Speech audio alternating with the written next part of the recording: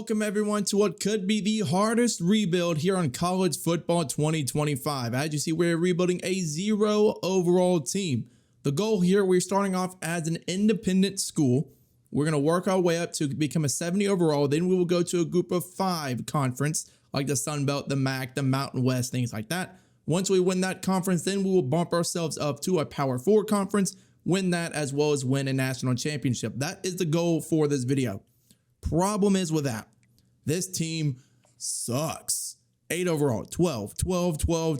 This is basically you go plopping off a high school kid saying he's a college football player, or like the Sandlot thing where the guy's like, I am 12, except that this time the guy's actually 12. Even though it says 12 overall there, you see a bunch of zeros all the way across the board. So basically the goal for this first class, anybody with a pulse, we need to get on the team. It doesn't matter what rating you are. We need a base foundation to start this off. And if you enjoy challenges like this, go ahead, drop a like, subscribe down below, leave a comment.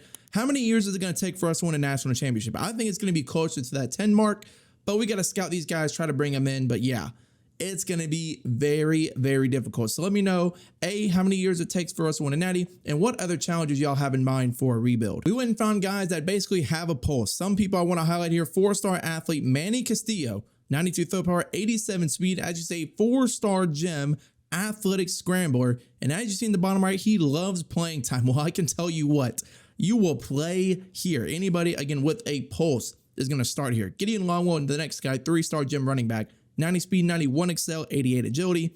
And then we found another gem quarterback in case Castillo can't come, with Bob Rawlings, 94 throw power, 85 speed. So those are the real 3 main guys I'm going after. But we'll go to about a quarter of the way through the season and see where we stand on recruiting. But before that, in case you are interested in our schedule, UTSA, Louisiana, San Jose State, we're going to lose every game you see here. We're going to go 0-12, probably for the foreseeable future. I had to turn coach firing off because I didn't want to keep creating a coach and going over and over again. But yeah, we're going to go 0-12 for a very, very long time. God, just to show you how bad this team is, 159-0. That's worse than the Georgia Tech Cumberland game just about. Yeah, Owen McCown, 509-10. And I want to know if this is Josh McCown's son. FYI, a passer rating of 320. Henry Jr. 175-6. Barnes was 71-1. My God, they just had a complete field day against us. How many sacks? Yeah, Robinson with 5 sacks. How many picks did we get? 1, 2, 3, 4, 5. Oh my goodness gracious. Let's look at our 0 overall team. He already got hurt. How many guys are in at quarterback right now? 3 picks for Bandy.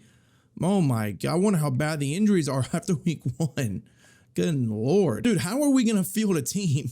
Broken wrist, fracture, disc, tear, broken toe, foot fracture. It's going to come to a point where we have nobody left and we're basically just going to have to forfeit games. We have about 8 games played, 10 weeks through the season, and it looks like we're giving up, on average, 150 points a game. Let's look at this Western Kentucky game real quick, see how bad it was. Bandy got hurt again. Robinson threw 4 picks. Yeah, Beltcamp threw 374-8. This team is just abysmal. Elijah Young, 217-2. Hampton Wood, 124-3.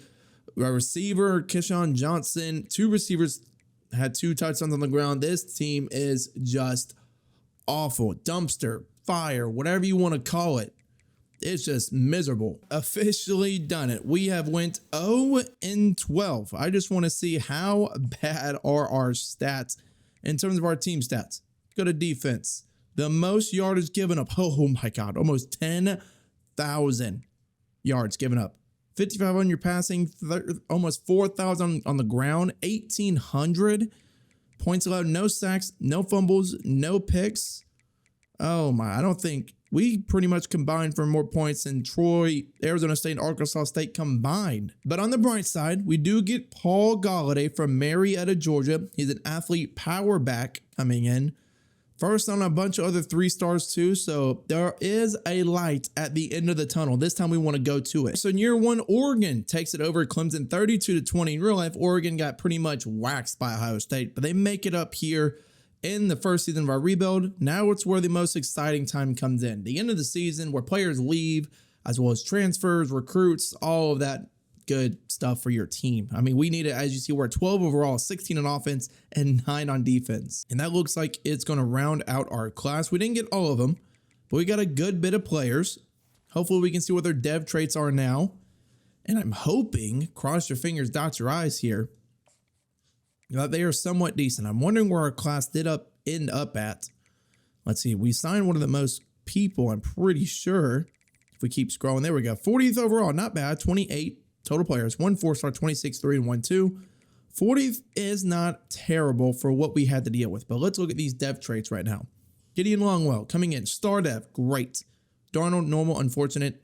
Rawlings with impact, that's a little downer. Impact for Galladay, impact Hofrichter. Bucard, normal. Normal for Garden, normal for Fuller. Goodley with impact, awesome with impact. Normal for Thrash, star for Tyler Duff, who we didn't scout much at all. Normal for Harmon, normal for Amundsen. Benyek's impact, normal for Droge. Cook with normal, star for Dakota Boyce, so that's a couple corners with star development. Quentin Cobb, normal. Murphy, impact, normal for Daniels. Missed out on Salvia, who had star, that's unfortunate. Wimsatt with impact. Harrison at impact, we missed out on. Okay, so Elkness does sign, even though he locked us out. He does still sign with our team, which is very interesting. Hook just decided, you know, he ain't going nowhere. Nowhere to be found. Normal for Yeast. Normal for Pugh. Impact for Hewitt. Fink with normal. Or like an impact that we missed. Again, Stephen Wade's also going to figure out what to do with his life. Stein with normal. Snodgrass in that same boat. So I wonder what they're going to do with him. So we had a couple of guys with decent development traits. Other than that, it's just a bunch of filler pieces, to be quite honest. Now, after year 1 training results, we end up at a whopping 41 overall. Nice. So we got some people that at least play on the team. As you see here, a lot of guys went up. My God, Bandy shot up to a 51. So some of these guys, he has star development? What? Anyways, oh my gosh, he is garbage. So he's pretty much maxed out with all of his caps. Rawlings at a 68. It doesn't show all of our transfers in that came in the offseason. I wonder, is this guy capped? Star development? Yeah, he's pretty much capped too. So it's good that they limit him on their abilities and their caps.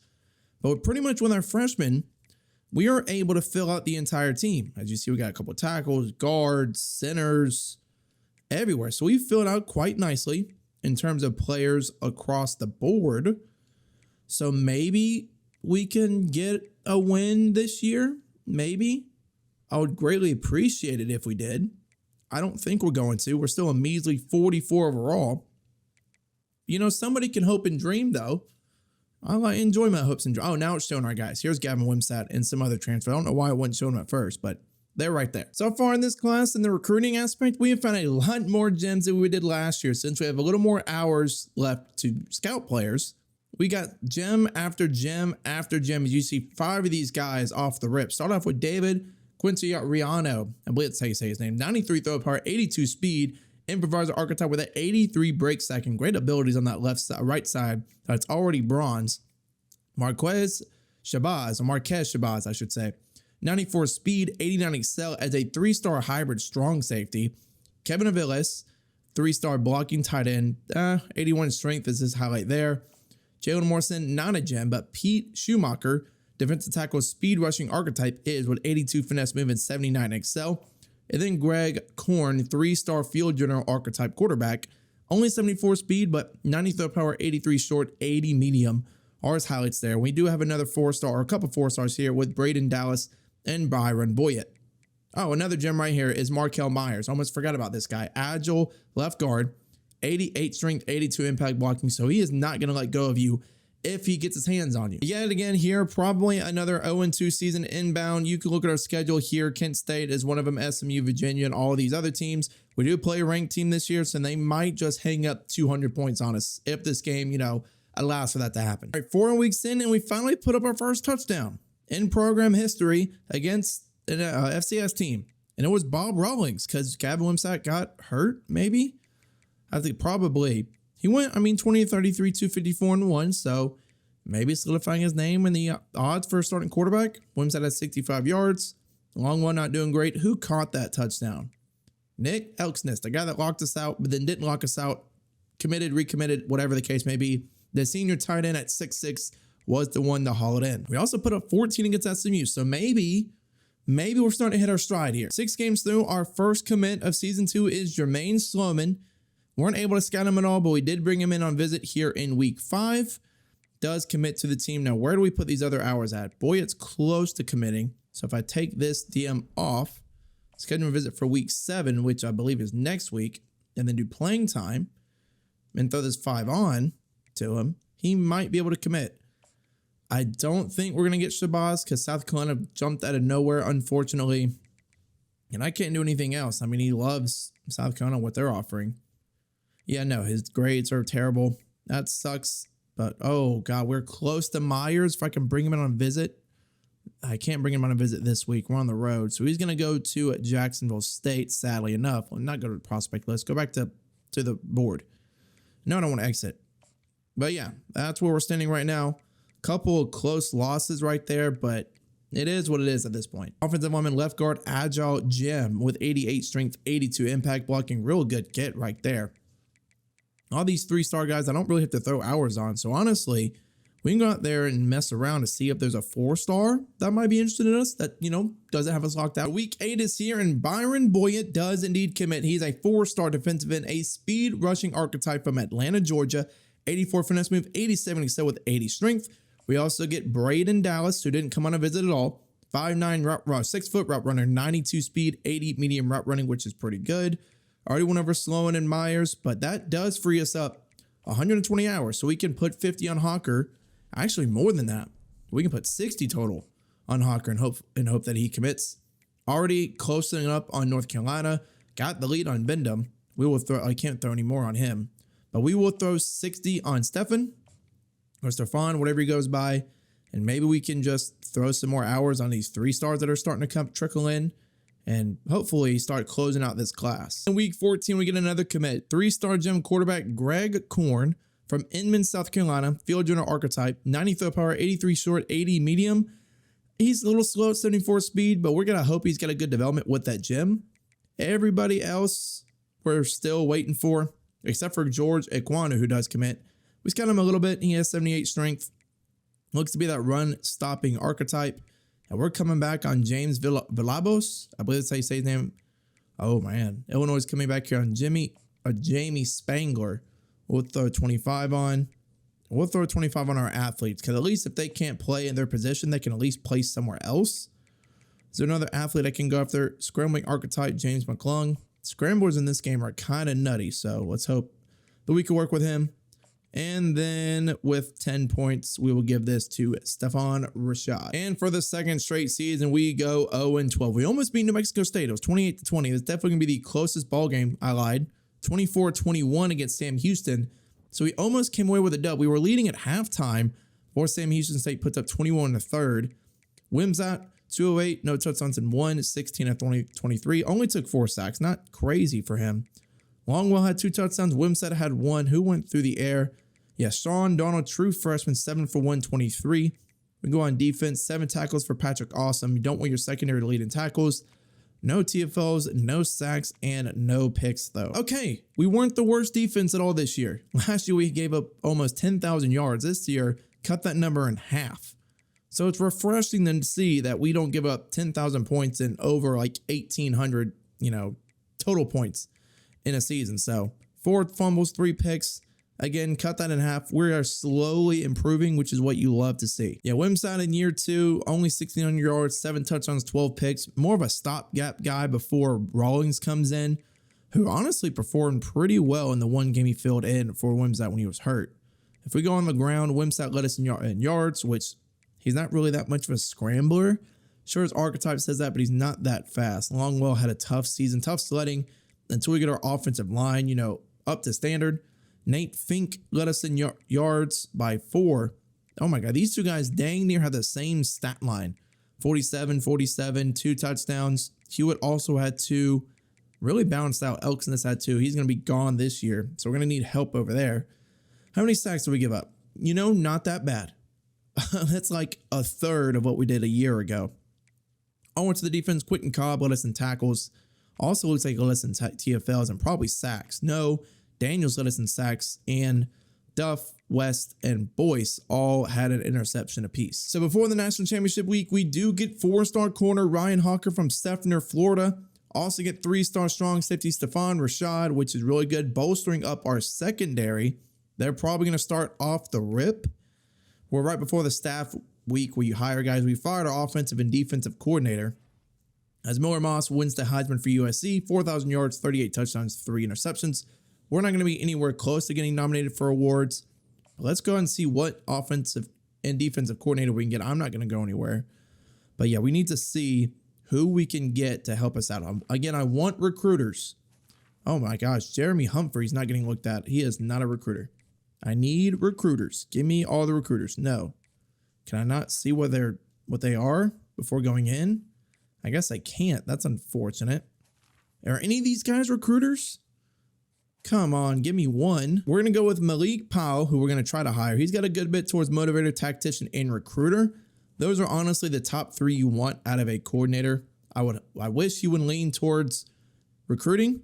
Maybe we can find one that's a defensive coordinator that leans towards it. Casey Stefan, no, more towards tactician. Clayton Women, no. Let me see if we can find one guy that's at least leaning towards recruiting. Does not look like we have anybody leaning towards it. Mitch Goskowski might be good if you want a tactician for some boost, or Zach Yates, either one of them two. What's Casey Stefan over here? I mean, he's not getting looked at by anybody. What is his? I can't look and see. Can't look and see. But we're going to go after actually probably women, because he looked to be the best out of all 3 there. If it stops giving me the glitch where I can view his tree. No, he's got tech motivator. Never mind. We're going to go after Zach Yates. Yes, he's got the most towards recruiting and tactician. So we're going to at least offer him. We'll hope that he comes here. If not, then we're going to be in a bad position. Okay, we got both of them. So that's pretty good. Where we're at right now, we have all 3 aspects. We have recruiter, motivator, and tactician. So we'll see where we end up from here. And in the national championship for year 2, USC beats Ohio State 35-28. I know everybody that's a USC fan and got hyped for the Lincoln Riley hire is really hoping that USC can make it there. They haven't won a national championship in, golly, how long has that been? Reggie Bush they lost to Texas. I believe that's their last appearance was when they played Vince Young and he ran it in the end zone. But let's look at this player leaving. Hopefully not too many transfers. Oh, a lot of transfers. And we have no chance of bringing them back. I mean, there's 69 overalls. None. Yeah. We have no shot here. We'll just try it for funsies. And yeah, that's the one thing that sucks about being, trash is everybody's going to leave and you're not going to have any shot of bringing them back. So you just got to out recruit what you leave. You got to import more than you export. It just is what it is. That's the name of the game. All right. It starts off with center Clyde Lahan. Again, he was an athlete, agile archetype from Inman, South Carolina. 3-star gem tight end Kevin Aviles from Alpharetta, Georgia. 3-star wide receiver Cliff Money from Fort Lauderdale, Florida. 3-star guard Kobe Williams from Grenada, Mississippi. I mean, Grenada, that's like the MW2. Grenada. Unlike, oh God, what the map? Was it like Rust? Yeah. Anyways, Lonzo Glenn from Eden Prairie, Minnesota. 3-star guard Derek Joyner from Kansas City, Missouri. We actually got a kicker. I haven't really recruited kickers in the past. From Abdul Angel from Macon, Georgia. 3-star quarterback Zaire East from Jacksonville Fort. He was an athlete. 3-star Joey Blau from Richmond Hill. And again, that's pretty much going to close us out. We do lose Castaneda to TCU. He's a blocking tight end, so it is what it is on that one. I don't really love blocking tight ends that much because they block. I mean, they don't go out there and catch passes. Sure, if you want to use them as like an extra offensive lineman run sets, you can, but that is a story for another time. Let's see where we ended up. We did sign a bunch of guys. We ended up 33. So we went from 40 to 33. Still 28 guys. 3 4-stars this time around. 25 3-stars closing out. Let's see what these guys' developments are. Ryan Hawker, we don't know. Impact, unfortunate. Okay, star for Byron Boria. Surprised he wasn't a gem. Speed rushing archetype, 84 finesse, 87 excel. Braden Dallas going down with impact. There we go. Quarterback or star development. Could be the quarterback. That leads us to at least a win. Greg Cornwell, 90 throw power, 83 short, 80 medium. Normal for Sloman. Impact for Myers. Normal for Rashad. And the streak of normals begin. Lehan, normal. Francis, normal. Okay. Kevin Aviles is another blocking tight end. Does at least have star development, so something. No more for Kevin LaRoche, how do you say his name? No more for Rhodes. No more for Ekwonu. No more for Everett. Impact for McClung, so something. No more for Mundy. No more for Kearns. No more for Hernandez. No more for Peoples. No more for Angel. Impact for Williams. Impact for Bonner. Impact for Glenn. Impact for that guy. Dang, we missed out on a star dev, 3-star tackle. That sucks. DeMarco impact. Another star that we missed out on. That sucks. Normal for Casper. Impact for Enrique. Impact for Zaire. Normal. Don't know. And don't know because they haven't really done anything or commit or go anywhere. So definitely a downer draft class. Only had like 2 stars. Development traits, I should say. But all we really need is depth because I'm trying to get at least 1 win in season 3. What are we going to end up being in the training results? 60 overall. And we get an 8. Oh my gosh. Dakota Boyce, an 85 overall with boost. Star development, 3-star. Can definitely go up quite a bit more at 95 speed already. So looking like a good get for us thus far. Longwell up to an 83. Darnold 81. Wimsatt up to an 80. And maybe we can actually start redshirting some of these guys like Rawlings, or not Rawlings. Rawlings will probably play as a backup. But such as Ease, Corn, and Kearns, we can all redshirt. As well as a good bit of running backs. We are slowly starting to thin out these 12 overalls. We can redshirt a bunch of these freshmen. So right now, this is where we start to look up for our development in the foreseeable future. Maybe we win a game this year. Hot take. If we play an FCS team, maybe. I would love to win a game. But right now, we have a good bit of 70s, even some 90, not 90, not yet, nowhere close to that. But maybe some 80s, 85s that we can work with right now. As you see with Dakota Boyce. Awesome, up to a 78. But yeah, I'm liking where we're heading. So now I can probably focus on some better players instead of filling out depth because we have so many young pieces right now. So hold on. I'm predicting it 1 win in season 3. Just 1. Maybe a little more if we get lucky, but for sure 1. Okay, look at that. See, it says we're 74 overall. So that means we should for sure get a win. We didn't get able to switch conferences yet, though. But 74, so after this season, we will for sure hop into a different conference. We have 450 hours. Is there at least a 4-star interested in us? If I go to 4-star prospects, can we get lucky? No, but at least we don't have 1 locking us out. Let's check our pipelines here.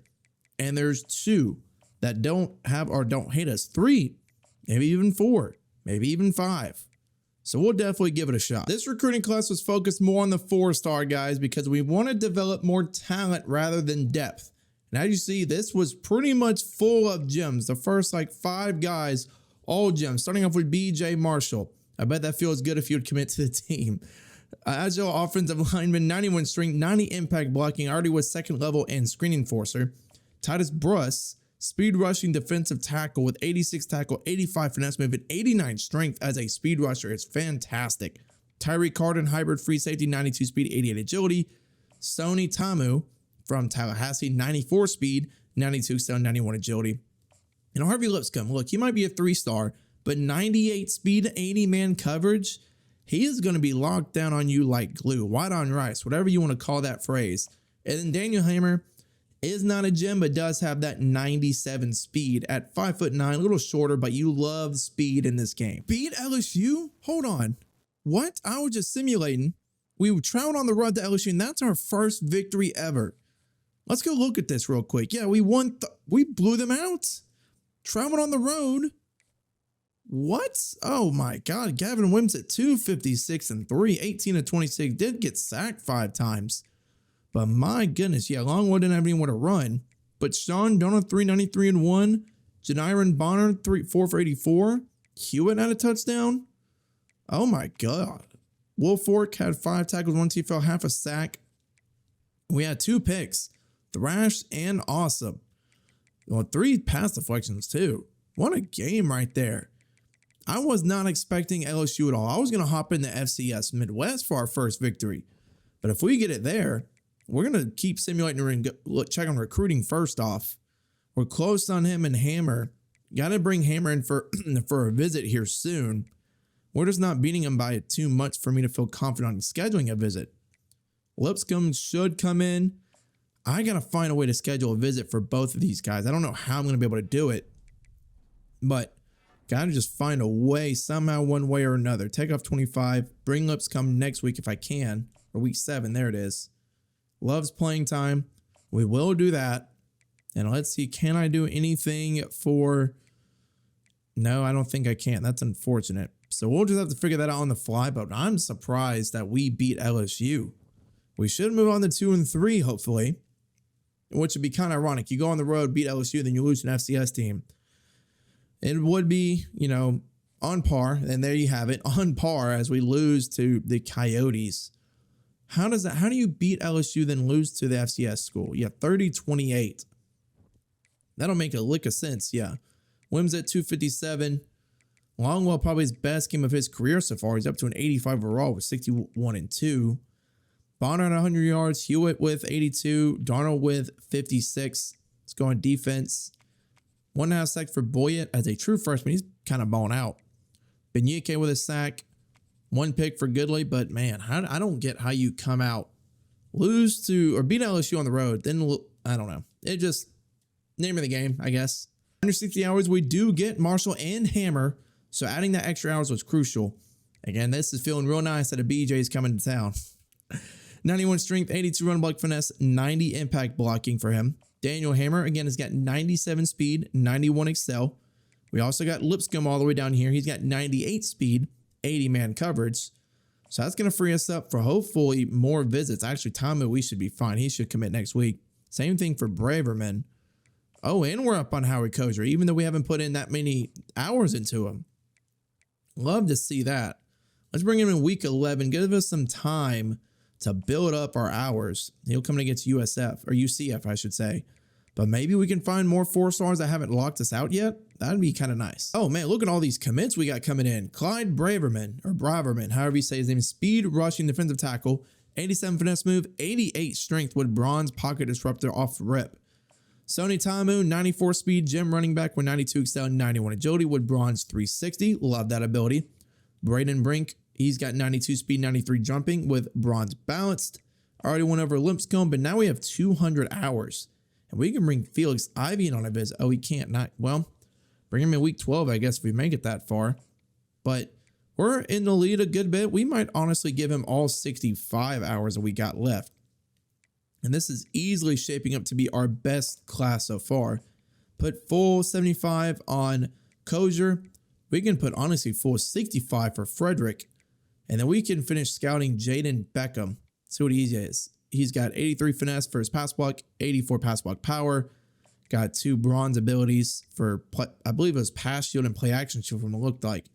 And then we'll give 35 here to Jared Childress. We will have to compete against Missouri, but I think with time, we can work our way back up. In year 3 results, 2 and 10. You know, a lot better than what I expected. We lost 21-18, so we almost had 3 wins on the season.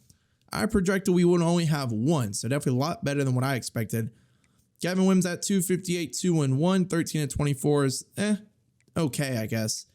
Nothing on the ground, you know, per usual, because our offensive line needs to drastically improve. But Sean Darnold coming out here, 5 for 182 and 2. Definitely solidifying himself as the wide receiver 1. Had an 88-yard reception. Maybe it was for a touchdown. Look at defense here. Looks like Quentin Cobb had 6 tackles, Hawker with 5, and Thrash with 5. Cobb had a sack too. Did anybody have a pick? No. So that's definitely why we lost, because we didn't win the turnover battle. Okay, a lot better this time as well. Didn't have nearly as bad a defense. I'm trying to figure out where we ranked that defense. We're pretty low down here. There we are, all the way down here at 3,800 total yards. So as you see, season by season, we are taking that steps, baby steps, one at a time before, you know, eventually going up. We will move to a conference this year. I'm debating between a couple. Sunbelt's really appeasing to me. The MAC is also appeasing, but since we have a lot of Southern recruits, probably leaning towards the Sunbelt, but don't look like we get anybody committing yet. That's okay. Actually, we do. We get Mike Connor. He's a free safety zone archetype. Didn't really scout him, so I can't show anything for that. But we're close on a lot of guys here. Let's see what we can do. We're going to give Von Flynn 10, and we have 5 hours left. We'll just give it to Hawker for 5. Close that out. And that's going to take us basically to the offseason after we show the stats for the individual players. Can't forget about that. So season 3, starting off here with Gavin Wimsatt. 15 and 12. He's been decent, I would say. 12 interceptions back-to-back years, doubled his touchdowns. So as he's been surrounded with more skill players, he's been a lot better. Go to the ground. Longwell got hurt, so Golladay had to step in. He's up to an 86 overall. What is his caps up to? Let's go take a look at him. He's got a star development. Yeah, he's nowhere even close, so he might be a flat-out monster in the next offseason. Probably over 90 overall. Through the air, surprised Darnold didn't lead our team, because there was a couple of times we had 100 receiving yards. Hewitt actually led with yards and touchdowns. Pretty well spread out, though, if I can't lie. Let's go look at blocking for our offensive line. Oh, my word, Kenyon Murphy had a terrible season. Gave up double of the next guy, Bobby Edmondson. On defense, yeah, I'm not surprised at Cobb led us in tackles. Boy, it really slowed down back half of the season. There was a couple of times where I looked at the stats and he had like 2 sacks, 1 sack, 1.5, but that's all right. Boyce only with 2 picks, Goody with 2, and Awesome only had 2. Do we have a defensive touchdown? No, we did not. Oh my God, Washington State wins the national championship? That's the new one. In all my times of simulating dynasties or rebuilds, I have not seen Washington State win one. As Javornsky Schlanbacher? That's a name. So, oh my God, Jackson Arnold had 54 passing touchdowns. I didn't even see one the Heisman this year. Probably the bet it was probably him. Was it? Yeah, it was. Jackson Arnold, who's actually at Auburn now. If you haven't kept up with the news, transfer there. Not surprised you won it with 54 passing touchdowns. My goodness gracious. Update some skills though. Probably going to put it into tactician. Because I mean, motivator, you don't really get much unless somebody's drafted in the first 3 rounds. And, you know, we're not going to have anybody drafted for a long time. So let's just go to tactician. Apply this on definitely some quarterback. Needs some, not running back. We'll do wide receivers. Probably some DBs. Give them some man coverage and zone. Let's see. D-line definitely needs a lot more for here. And we'll give them 1 more to spend over our 50 points. All right, so after the national championship recap, we do get 3-star quarterback Von Flynn from St. Peters, Missouri. We're up on Kasim Aligier. Pretty good so far. It shows that we're up to a 76 overall. That's nice. 70 players are leaving through the portal. Jordan looks like, yeah, we don't have a chance to get him back. Yeah, so we're going to lose a couple of guys, mainly the offensive line. Do have a good bit coming in via recruiting. So I'm not entirely worried about them 2 going. They're only 70 overalls. It is what it is. As we do get Mitch Trimble, 3-star running back from Orlando, Florida to throw in on top. It's like a positive sandwich. Something good, something negative, something good. So it is what it is. Let's go see the portal. We have 525 hours to work with. A little bit more than what, or the same actually that we've been used to. Who's all, nope, is interested in us. Nope, there we go. That's what I want. Jason Zanamela. Sure, I guess that's how you say that guy's name. We can add a bunch of 3-star players for the portal. Sure, I know some of them were running backs. A lot of them were running backs, actually. I think I had like 3 separate running backs. Gonna take whoever's the youngest here. Transfer sophomore for Judge. Transfer junior. Transfer freshman. We're going to go after Jared Barr. That is who we're going to, and probably Judge, just in case. Just in case. Let's go see.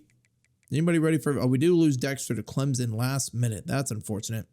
We do sign, it didn't pop up here, Jaden Beckham, 4-star right tackle from the simulation to the national championship. It's got star development, a little spoiler there. 83 finesse on his pass block, 84 pass block power, 4-star shoulders. I don't want to spoil anything. He's verbally committed. Let's go down and see. Did lose out on Hawker, sadly enough. But let's see.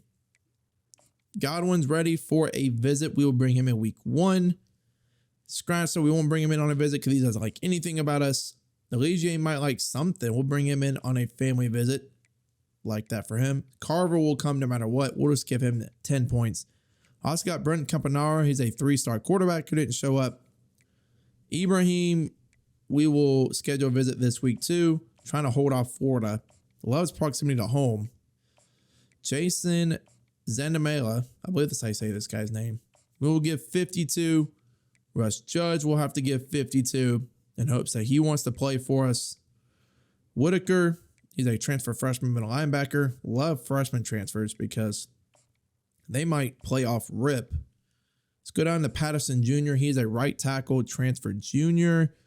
Oh, there's a center transfer. Nick Melvin. He's a freshman. We're actually going to focus on him. Same thing with Jared Barr out of Spanish Fort, Alabama. Probably went to Spanish Fort High School down there. This is Maryland, I believe. Kyle Altuner. This gives us 65 hours left. Maybe I can just bring people in on visits that are ready. Like Venzel Godwin. I won't for Venzel. He doesn't like anything about us. Maybe Trey Mass. Does he like anything? He likes conference prestige. So we will do that. If I can find it. It's a trophy, right? Yeah, it is a trophy. Gives us 25. So, I mean, we'll just probably give it to Venzel Godwin. Hope some people can commit after week 1. There we go. We do get a commit. Spencer Carver from St. Louis, Missouri. Going to help out since 2 of our guys left via the transfer portal. Pass protector sitting at 6'4", 319. Pretty big for a guard, especially at this level. Now we have 165 hours to just, mess around with. We already went over Von Flynn. We'll give Mass some more hours because we don't know if Army's going to come after him. Let's keep on going. Now, let's go to transfers. Oh, yeah, we are good to go. Looks like we're going to bring them on visits, not this week, but next week for week 3. Judge loves our playing style. I guess because he's a receiving back. I guess that would make sense. We'll bring Jason here for week 3, proximity to home. Whitaker, we will bring week 3 as well. Hopefully, we can get a bunch of commits that week. He does love proximity to home. Okay, good. Makes me happy there. We can't schedule any more visits right now, but we should be able to in the future. Bass didn't even have a scholarship. So, yeah, we'll give him a scholarship and just use the remaining 15 hours for him. That'll close out week 2. Should get some more people in to commit, like Godwin should. Mass might. But if not, not the end of the world. All right, like I thought we would. We do get Venzel Godwin out of East St. Louis, Illinois. Dean Ibrahim, I forgot about them. He's from Kissimmee, Florida. There you go, pucker up. Something's wrong with me sometimes, I wonder, but that's all right. We'll go into week 3 of the offseason recruiting at 175 out of our 525 hours. Is there anybody else that we can really go after? I mean, not really. I could add a lot of people to the board. I mean, Bass is getting sought after from Northwestern, it looked like. We will bring him in week 4 on a visit because we don't know yet. He loves playing style, which is at a B+, so he will attend a practice in the offseason, which makes the most sense. Cannot let Maryland get Altuner. Let's see, how is he close? We'll bring him in this week, try to flip him from Maryland. Loves playing style, so he'll come on a practice as well. We are very much in the lead for Nick Melvin, so we can afford to schedule him on a visit. Oh, well, next week. Never mind. We'll give him all 65 to fend off Kentucky, actually, believe it or not. And then Jared Barr. Is that Arkansas State? That is Arkansas State, okay. Couldn't really tell what logo that is. That'll close out week 3. Still pretty confident some guys will commit. Eligier should, and Mass should at least. There we go. There is Kasim Eligier from Cumming, Georgia. We have BJ and we have Cumming, and we have Kiss Me. All those fall into the same bracket. Jason Zanamela from Clearwater, Florida, 3-star transfer center. Russ Judge, 3-star transfer running back from Springdale, Arkansas. Eric Whitaker, he was a transfer freshman from Tallahassee, Florida. Nick Melvin from Columbia, South Carolina. He was also a trade. A lot of transfer this time around. Same thing with Jared Barr from Spanish Fort, Alabama. So we actually got a lot more commits than I thought. Altuner does still stay at Maryland. We were so close right there, as you can see. Just wasn't enough, unfortunately. But now this leaves us with 435 hours. And we can drop Dexter and Koja. They are not going to flip elsewhere. That's sad. But now that means we can pretty much go after just about anybody we want. Yeah, Patterson, we are not going to get him from Northwestern. So that means we can go after 9 more 3-stars and just throw pretty much 50 hours on them just about. All right, closing out week 4, we end up with 3-star free safety Trey Mass out of New Orleans, Louisiana. 3-star running back Santiago Polanco out of Pensacola, Florida. A lot of guys we're getting from Florida. 3-star kicker Christian Sharp. Some of these guys I threw on the board late. such as Gage McSwain out of Greenville, South Carolina. These are guys that basically didn't have any offers from any school, surprisingly enough, and they'll help our team since we are so low. Back-to-back quarterbacks here with Enrique Rosales at Oakland, California. 3-star middle linebacker Deron Cahill. I believe it said Illinois. I didn't really look. No, Converse, Texas. My fault on that one. So we'll end up seeing where our class ends up. Hopefully top 25. We got more 4-star this time around. We went from 40, 33, and I think that's it because we're in year 3 right now. But let's keep going all the way down. Are we top 25? We are indeed top 25 with 33 recruits, 8 4-stars, 25 3-stars. And hopefully that means we can start eliminating some of those 12 overalls from our team. Starting our field with B.J. Marshall. Coming in, elite development. So he's our first elite development guy. Probably going to start off rip. Again, 91 strength, 90 impact blocking with great abilities on that right side. Impact for Hammer. Star for Clade Braverman with 87 finesse move, pocket disruptor. Star for Sonny Tamu, 94 speed, 92 excel. Impact for Braden Brink. Star for Felix Ivy. Okay, this might be the class where we start building up and starting getting some wins. 93 speed, 80 zone, 91 excel. Star for Harvey Lipscomb, 98 speed, 80 man. That's pretty good. Star for Jaden Beckham. This is the class I'm telling you right now. Play action shield, pocket shield with 83 pass block finesse, 84 pass block power. Impact for Childress. Star for Mike Conner, another 3-star with great development. Didn't scout him. Impact for Mitch Trimble. Normal for Tyreek Tabor. Star for Von Flynn, another quarterback with great development. Only a 3-star, still didn't scout him. Normal for Mast. Normal for Godwin. Normal for Tom. Normal for Eligier. Impact for Carver. Normal for Campanaro. Normal for Ibrahim. Okay, star for Jason Zanamela. Transfer will be a junior coming in. Normal for Judge. Star for Eric Whitaker. Gonna be a sophomore. Love to see that. Still didn't scout him, sadly enough. Missed it on Bass. He's only got normal, so that's fine. Impact for Nick Melvin. Normal for Jared Barr. Normal for Santiago Polanco. Normal for Sharp. Normal for McSwain. Normal for Lloyd. A normal for Ethan Spiegel. Impact for Rosales. Cahill with impact. And then Alex Chiquilo, one of the last corners we had on the board, also with star depth. With training results heading into season 4, we are sitting at 79 overall. Longwell goes up to a 94 with boost. As a 3-star, that is quite nice. 94 agility. He's got 90 speed. His power isn't up, but 93 ball carrier vision, more than enough to get the job done. Dakota Boyce is up to a 91 with boost. Decent abilities. Another 3-star with star development. 99 change of direction. 88 man.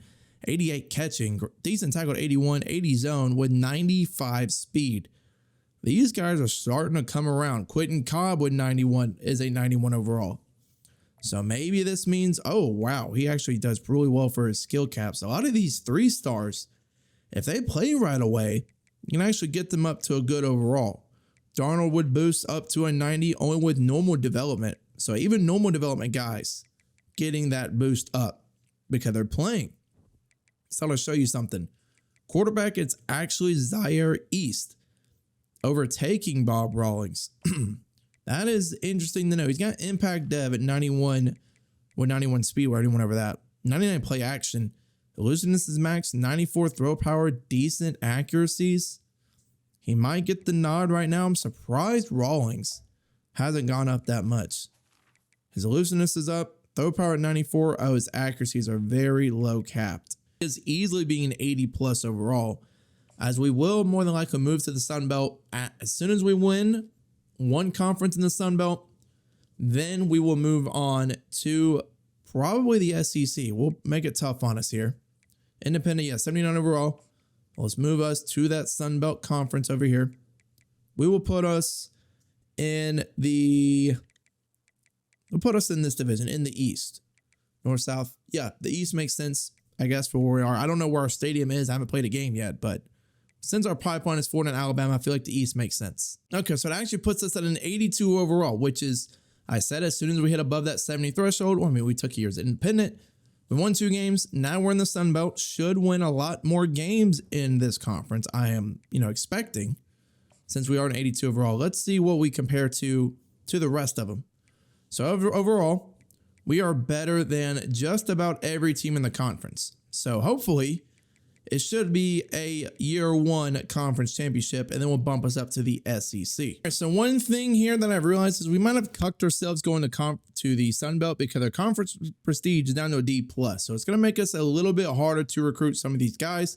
But this class so far is gem after gem after gem. Starting off with Everett Cager. Yes, he's a 3-star, but he does have pocket shield and 82 pass block power. Dimitri Livings, 90 strength, 80 impact blocking out of Tallahassee, Florida. Tyrell Charles, agile guard, 87 strength, 81 impact, 81 lead block. Jarek Ojabo, vertical threat tight end, 81 catching, 84 speed. And then on to the 4 stars, 98 speed, 90 excel, 83 zone for Kalen Rodigan. Could play corner, could play safety. Jarris Willie. You know I'm going to stick my Willie deep in that end zone, if you know what I'm saying. 99 speed, 96 excel with silver takeoff. Chad Daniel, power rushing outside linebacker from Huntsville, Alabama. 81 power move, 84 speed with that bronze quick jump. Johnny Bono. You know, Bono and Willie go hand in hand together with that power. Just saying. 90 strength, 80 pass block power, 82 run block power. And then I believe that's going to be it for all the gems, but feel pretty confident about where this class could end up. First game of the season against Clemson actually didn't go as bad as I thought. Only lost 35-24. Zaire Eason, his first career game, 3 touchdowns, 2 picks. Again, tough environment for the kid to go play in as a redshirt freshman. On the ground, nobody did anything. Again, doesn't help a freshman. Darnold, though, 7 for 96 and 2. Braden Dallas had the 73-yard bomb for a touchdown. And a blanket tight end 5 for 60. Definitely the safety blanket over the middle. Dakota Boyce had 7 tackles. Don't like that from a corner. Cobb and Benke shared a sack. And then Dakota Boyce and Frank Casper. So we're even in the turnover battle, which is good. Just got to take care of the football on offense. Do get commits. Okay, starting off rip. Tyrell Charles, 3-star gem left guard. We went after him early in the season. 87 strength, 81 impact, pluck, 81 lead block. And then we get Jarek Ojabo, 3-star gem, tight end, vertical threat, 84 catching and 81 speed. Definitely going to help us out early. Have some guys close to a visit right now. Let's bring in Everett Cager against Texas State. That will take up the 40 hours we have left. And he does at least like proximity to home. We are locked down on Johnny Bono right now, which is tough. Hopefully, we can upgrade our passing yards or rushing yards. He probably likes rushing yards as a power archetype. Actually, I can even see what he likes. If we go to left tackle, I guess I can't do anything. Oh, never mind. I thought I could do something, but I guess not. And for the first time in program history, we have a winning record, as you see right there. We just defeated an FCS team, and it comes up, it's going to be a player of the week. Quentin Cobb against FCS Northwest, 10 tackles, 1 TFL. In 25, we do get Stephen McCracken, so even though we lost to Texas State, it just didn't matter. 95 speed, 95 excel, already got shifty and takeoff. Great abilities off rip.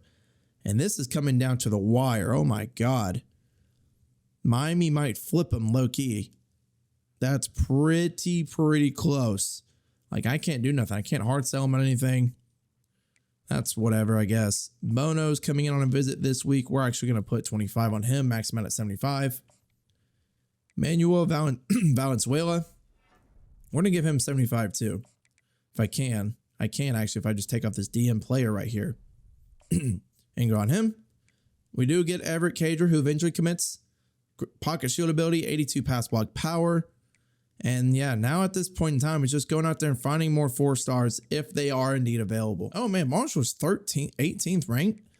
Didn't even notice that. Let's go check up on recruiting here in week 8. Again, we went after some of those 3 stars. Willie does indeed commit to the team. 4-star gem, 99 speed, 96 excel, 6 foot tall, silver takeoff. That's really going to help us on the outside. I don't care about these 3 stars that verbally committed to a, small school, which is fine. Good on the Eagles. Let's continue scouting some of these other 3 stars. Maybe we can find a gem or 2. That'd be pretty nice if we can. And we found Elijah Matthews, 94 speed, 89 agility. Terrible zone coverage, but he can develop behind our other freshman free safeties, and we'll just give him 35 hours because I do love that 94 speed that he's got. We do get a Sun Belt Defensive Player of the Week against Marshall. They're ranked 18th in the nation, 3 sacks, 4 TFLs. Did we come away with a win? Oh, and a National Defensive Player of the Week. So you love that. Abenke Bailasangnia. if that's how you pronounce his name. We do not get a win. So that would have been our first ever top 25 dub too. The score is 30-24. Marshall moves to 7-1 on the season. So superb season from them thus far. Zaire East 282, 1-1. Terrible completion percentage, 18-39. My God, he couldn't hit the side of a barn. On the ground though, Jared Barr 16-75-1. Longwell is still hurt. Hopefully he comes back this week. See what it did through the air. Hewitt with 111. Dallas had a touchdown. Nobody else doing anything besides them two, really. On defense, we went over his stats. Do we have any picks? We did not. Oh my God, Byron Boyett. Blow up game here. 4 sacks, 6 tackles, 1 TFL against Georgia State. We just lost to James Madison before that, who was 1-4. Let's see where we're at in the Sun Belt standings, though. Definitely got to see in the East, behind Georgia State, who we just beat. Marshall is down to 5-3. So we need Georgia State to lose 1, and then we'll be the tiebreaker over them. Who's up top in the West? South Alabama is right now, followed by Arkansas State. But yeah, we need Georgia State to drop 2 to leapfrog them. Well, at least we beat App State. Maybe that means we'll get some recruits to commit. There you go, Zaire. I was just talking bad about you, and you go and you throw 293 and 4. I need to see that every single time. Every time. Now let's see what we got on the commit trail. 135 hours. So Aligier does indeed commit after a great showing out party against App State. He's got 91 speed, 83 agility, 88 excel, 81 hit power. Probably better fit at strong safety, quite honestly. We also got Jermaine Eagles, 3-star gem, coming in with 88 speed, 86 excel, 90 change of direction. Henry Towns also came in, power rushing archetype, 3-star defensive end, 81 strength, 81 speed. So he's okay. I mean, not much you can really say about that other than he's okay. Because, I mean, that's what he really is. I don't have enough left to bring anybody on visit, so we'll scout. Oh, first guy, Deshaun Lewis. We'll give him a scholarship. Go back to his attributes. 95 speed, 83 excel, 93 change of direction. So, you know, we'll just throw all 75 at him. I mean, what do we got to lose there? Mohamed Starr, he's coming in 87 speed. I can't fully scout Joseph McCarrans, but he looks to be better than what Starr was. Didn't make the conference championship, unfortunately. It is what it is. It happens. I mean, I'm not surprised. Let's go look to see who else came in. Sometimes it shows all of them. Sometimes it does not. Looks like we are going to be in the lead for everybody. I can actually throw more hours on them. Forgot I could do that at this point in time. We'll throw 50, probably one more guy with 50. Yeah, we'll throw 50 on Cole Smith to secure that he does commit. He's going to, but never be safe than sorry. Who made the Sun Belt Championship? I need to see. Look up scores and schedules. It's Marshall and South Alabama. From what I noticed, yeah, 17-20. Odds are winner of this game might make the playoffs if Fresno State beats Colorado State in the Mountain West. So keep an eye out for that one. There we go. We do get Cole Smith like I thought we would from Opelika, Florida. Alex Kuhn also from Jacksonville, Florida. I wonder if he's related to John Kuhn. Probably is Alex Kuhn.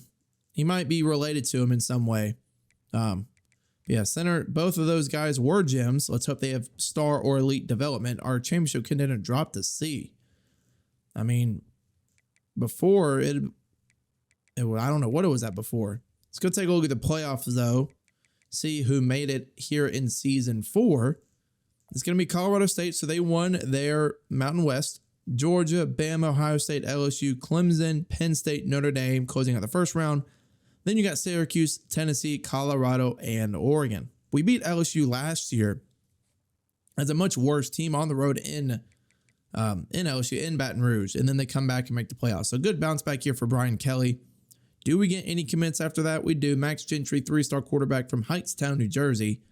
3-star free safety Elijah Matthews from Decatur, Illinois. 3-star running back James Toljan from Ocala, Florida. And yeah, that would close us out. So we have pretty much free reign in the transfer portal. But who are we going to play in the bowl game? We play UTSA as Jake Merklinger wins the Heisman. 3,500 yards, 46 touchdowns, 6 picks. Good night. What a season. But yeah, as you see, we do play UTSA in the Scooters Coffee Frisco Bowl. That's about as irrelevant of a bowl game I've ever heard of in my life. But as we see the overalls, these teams are dead even. 82, 82, 80 offense, 81, and same defense. Can we squeak one out? Let's hope we do. Actually, let's check out our staff first.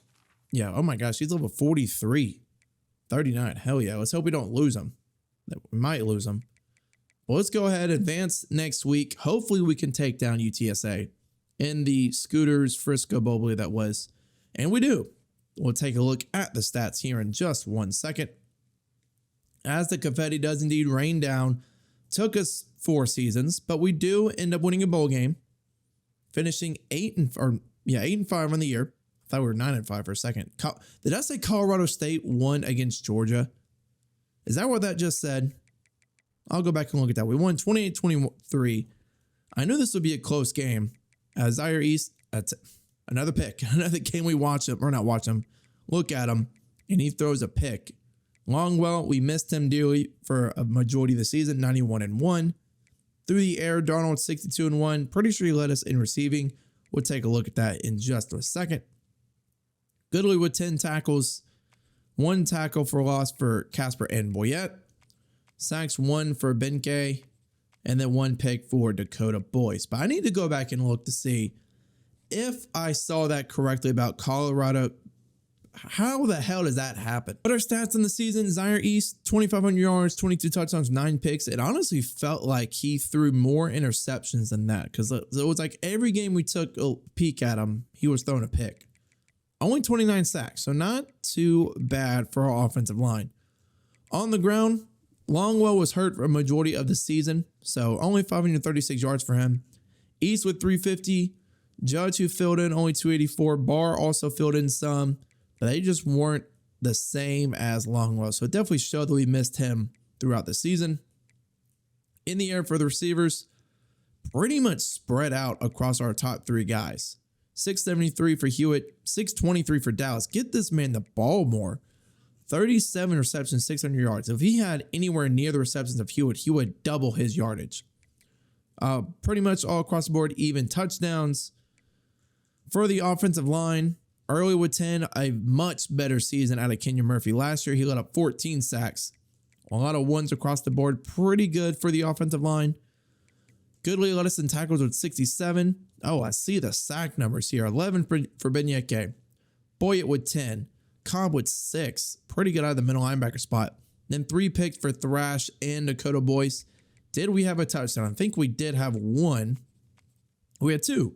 Casper and Salam both had our touchdowns. There we go. After the season concludes, we're about to look at the national championship recap. We get 3-star corner Deshaun Lewis out of Fort Myers, Florida. So there's another guy throw on top. Another gem that we found. Finding gems like in the rough. Colorado State made the national championship. How in the hell does that happen? Oh, dang. We did hire Eric Lanning to be our defensive coordinator. I was looking at a head coach. Turns out he didn't, accept our offer. He was a talent developer. You like to see that because transfer guys are more interested in you. Well, let's go take a look and see if Colorado State pulled it off. They do not thank the Lord. If they would have made it all the way to the national championship, I would have been kind of pissed. I mean, if they would have won the thing. All right, let's take a look. Who is leaving? Who is transferring out in season 5? Only Braden Brink. Let's see if we can bring him back. We don't. So we only lose one guy, one wide receiver. I believe he only had normal development. Not the end of the world. We are bumped up to 1.5 prestige. Woo! Half a prestige more than what we were last year. I was hoping we can get a bump to at least 2. There we go. We do get Ben Ramos, 3-star tight end from Rancho Cucamonga. Is that how you say that? I guess so. 4-star Trayvon Dunbar from Graniteville, South Carolina. I wonder if there's granite in that city. Oh, sometimes I hate myself in the jokes I make. Anyways, week 3 of this transfer portal, 215 hours we got going on here. So that means we can bring a lot more players on visits. Butler should commit. Steed definitely will after we bring him in week 3. We can actually hard sell him. That's the first player we could probably hard sell to. Lyles, we're going to have to bring in week 3 and hope for the best. Maybe if I throw all 75 and bring him on a visit, we can somehow steal him away from Mississippi State. Soliday will come in Week 3, same thing with Matthew Ford, and then probably McNichols too. I imagine we're close. Yeah, we are close. He will come in actually week 4 for proximity to home. And I imagine we'll get most of these transfers in after this one. There we go. Starting off with Garrison Butler from Jacksonville, Florida, 4-star defensive end. Ben Steed from Tupelo, Mississippi, 4-star guard. Corin Laws from Pontotoc, Mississippi. I don't know how to pronounce that city. Anthony Soliday from Atlanta, Georgia, outside linebacker. Matthew Ford, 3-star right tackle from Minnetonka, Minnesota. What? I have never heard of Minnetonka in my life. 3-star middle linebacker Tyler Nichols from Decatur, Mississippi. And that's pretty much closing out most of the transfers coming in. We'll take a peek to see basically what's left. Honestly, there's not that much left here. If everybody's committed, except for Adai, who I'm not really worried about, we're going to just, I guess, put all 50 or all 75 on Muhammad Starr and bring him on a visit. Maybe if we can flip him. Bring him a visit week 4. What did he like? Did he like playing style? We don't know what he likes. Well, if that's the case, I'm going to wing it on playing style because that's an A-. So he'll attend a practice in the offseason. What about McCarron's? We don't know what he likes. He's going to come.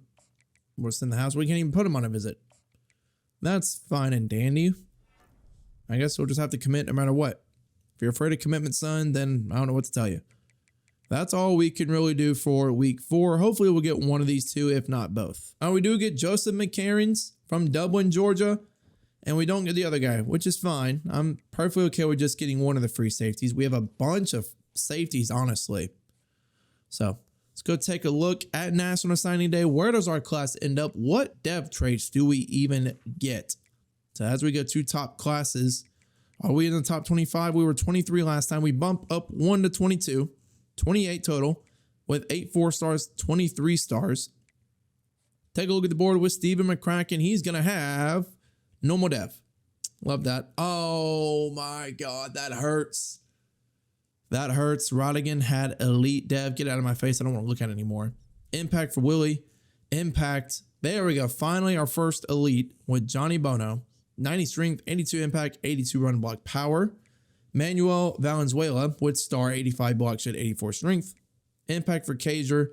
Impact for Livings. Star for Tyrell Charles. 87 strength, 81 impact, 81 lead block. Impact for Ojabo. Impact. There we go. Star dev for Stan McPherson. 90 speed, 89 jumping. I had no one, not worried about him. No one for Jackson.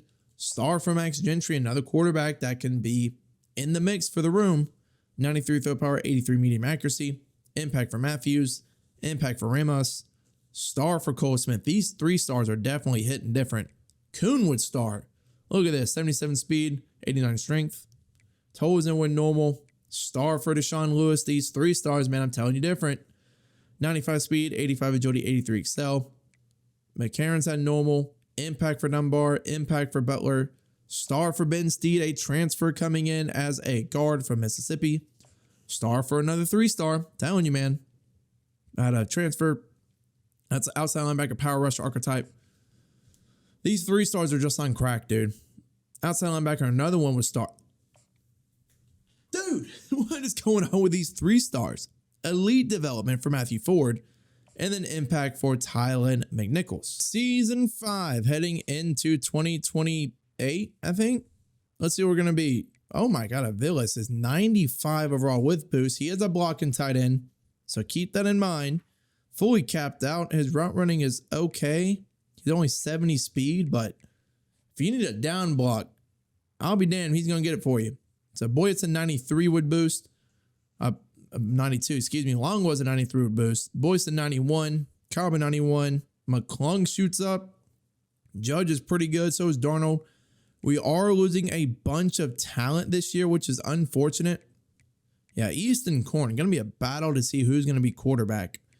A lot of guys out here, freshmen, that will develop. East right now looking like the main man. Coming up to an 85 overall with boost.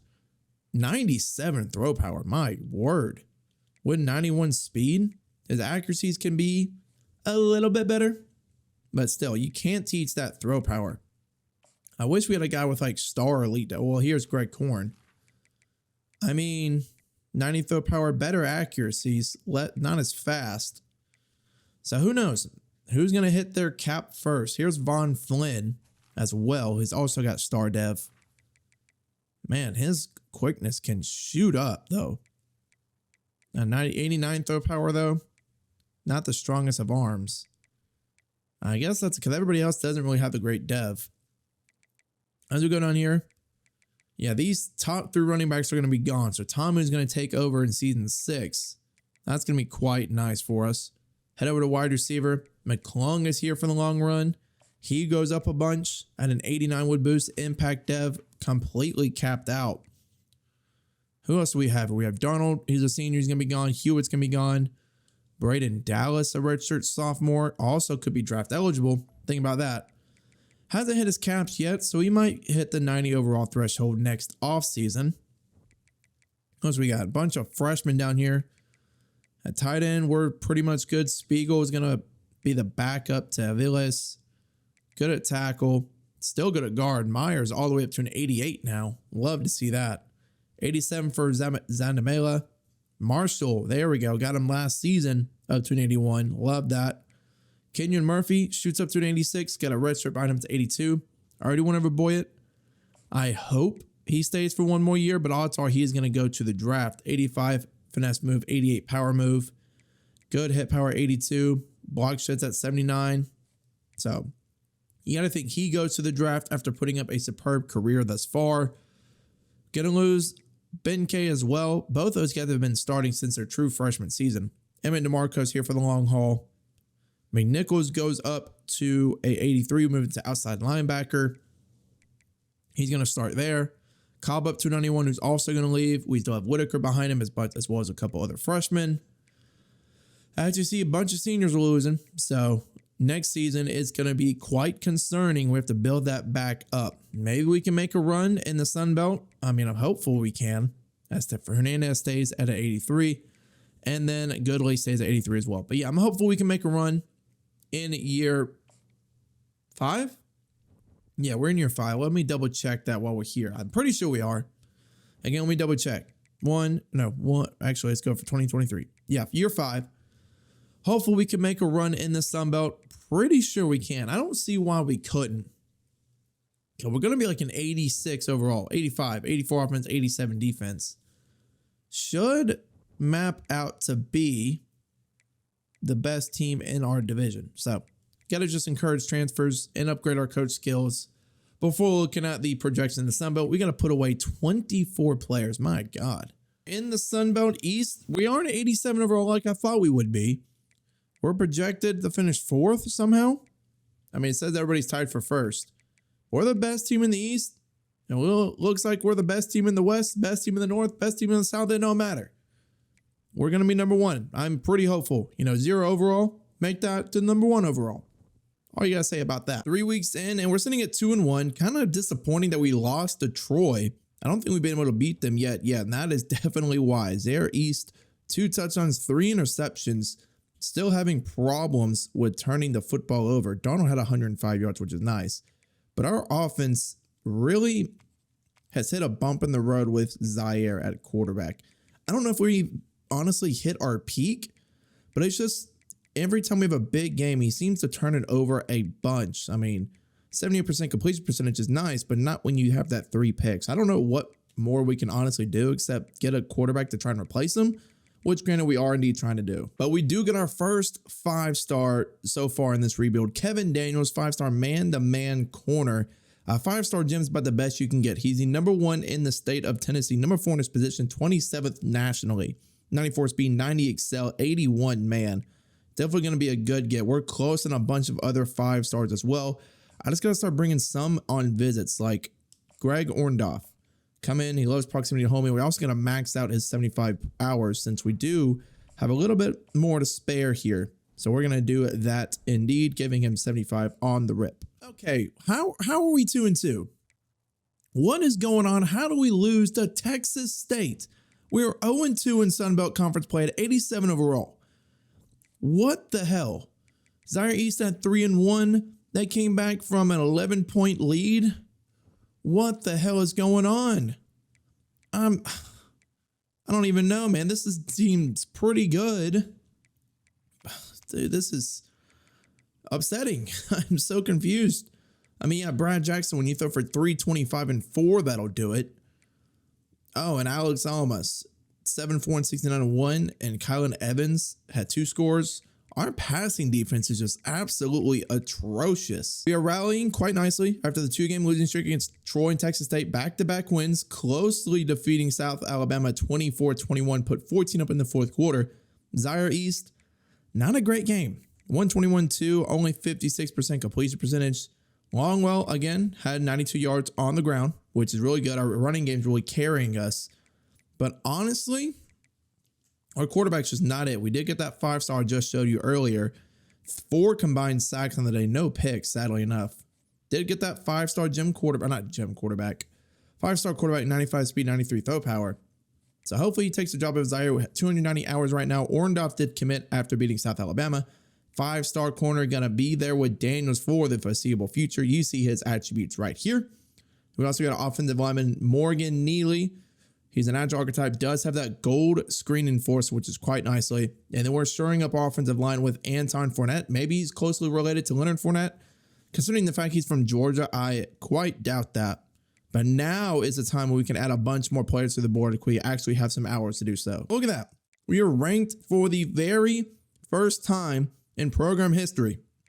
Coming in at number 21 in the nation. Who are we down behind? Or who are we around? So we're on Colorado State, South Alabama, who's also in the Sun Belt. We beat them early in the season. They're up to an 86 overall. Pretty good chance we play them in the conference game. Let's actually take a look and see where we're at in the conference. Let's pop over here to conference standings. Not the ACC, I need the Sun Belt East. Yeah, we are directly ahead of Coastal Carolina. We played Marshall this week. Not going to be an easy matchup. And actually, Texas State is number 1 in the West. They did beat us this season. But yeah, we just basically need to win out. We play again Marshall this week and then Old Dominion next week, who is 1-7. And if we lose to Old Dominion, I'm going to be quite pissed. All right, so we do get a defensive player of the week against Old Dominion. 3 sacks for Benkei, 4 tackles, 1 TFL. That shows me we must have came out and won, and we do, as we're going to play South Alabama in our first ever Sun Belt Championship appearance. Let's go take a look to see if we got any commits after that. We had a bunch of guys coming in on a visit. 195 hours, so that must be a good sign, and it is. We got Alex DeMarco, physical wide receiver with 91 speed, 93 jumping, 87 spec catch at 6'4". Got another tight end, because our current tight end is a blocking one, and I don't like blocking tight ends personally. As you see, this guy can't block worth a damn, but at least he got 86 agility, 81 catching traffic. And then we got Manny Marrero, 90 speed, 91 excel. That guy's got to change his name or something. Oh, wow. How did Hawk lock us out? I thought I threw hours on him. Did I not? What? How did he lock us out all of a sudden? What? I swore I put hours on him. Whatever. We have 195. I can just go find some random guys and just put them on the board, I guess. All right, so conference championship. We are pretty close in overall, 88 to 86. We have a 90 defense, though, so I think that's going to be the thing that carries us. The real question is the sim going to be kind enough to allow us to get a win? I'm going to go ahead and advance the conference championship. If we do win, we will make the playoffs, probably as like a 8 to 12 seed. Let's see. Do we see confetti? Come on. We lost. We went 10-3, 5 tackles for Quentin Cobb. South Alabama does indeed beat us. Damn. I was trying to stay in until we won a conference, but we're going to have to stay in one more year.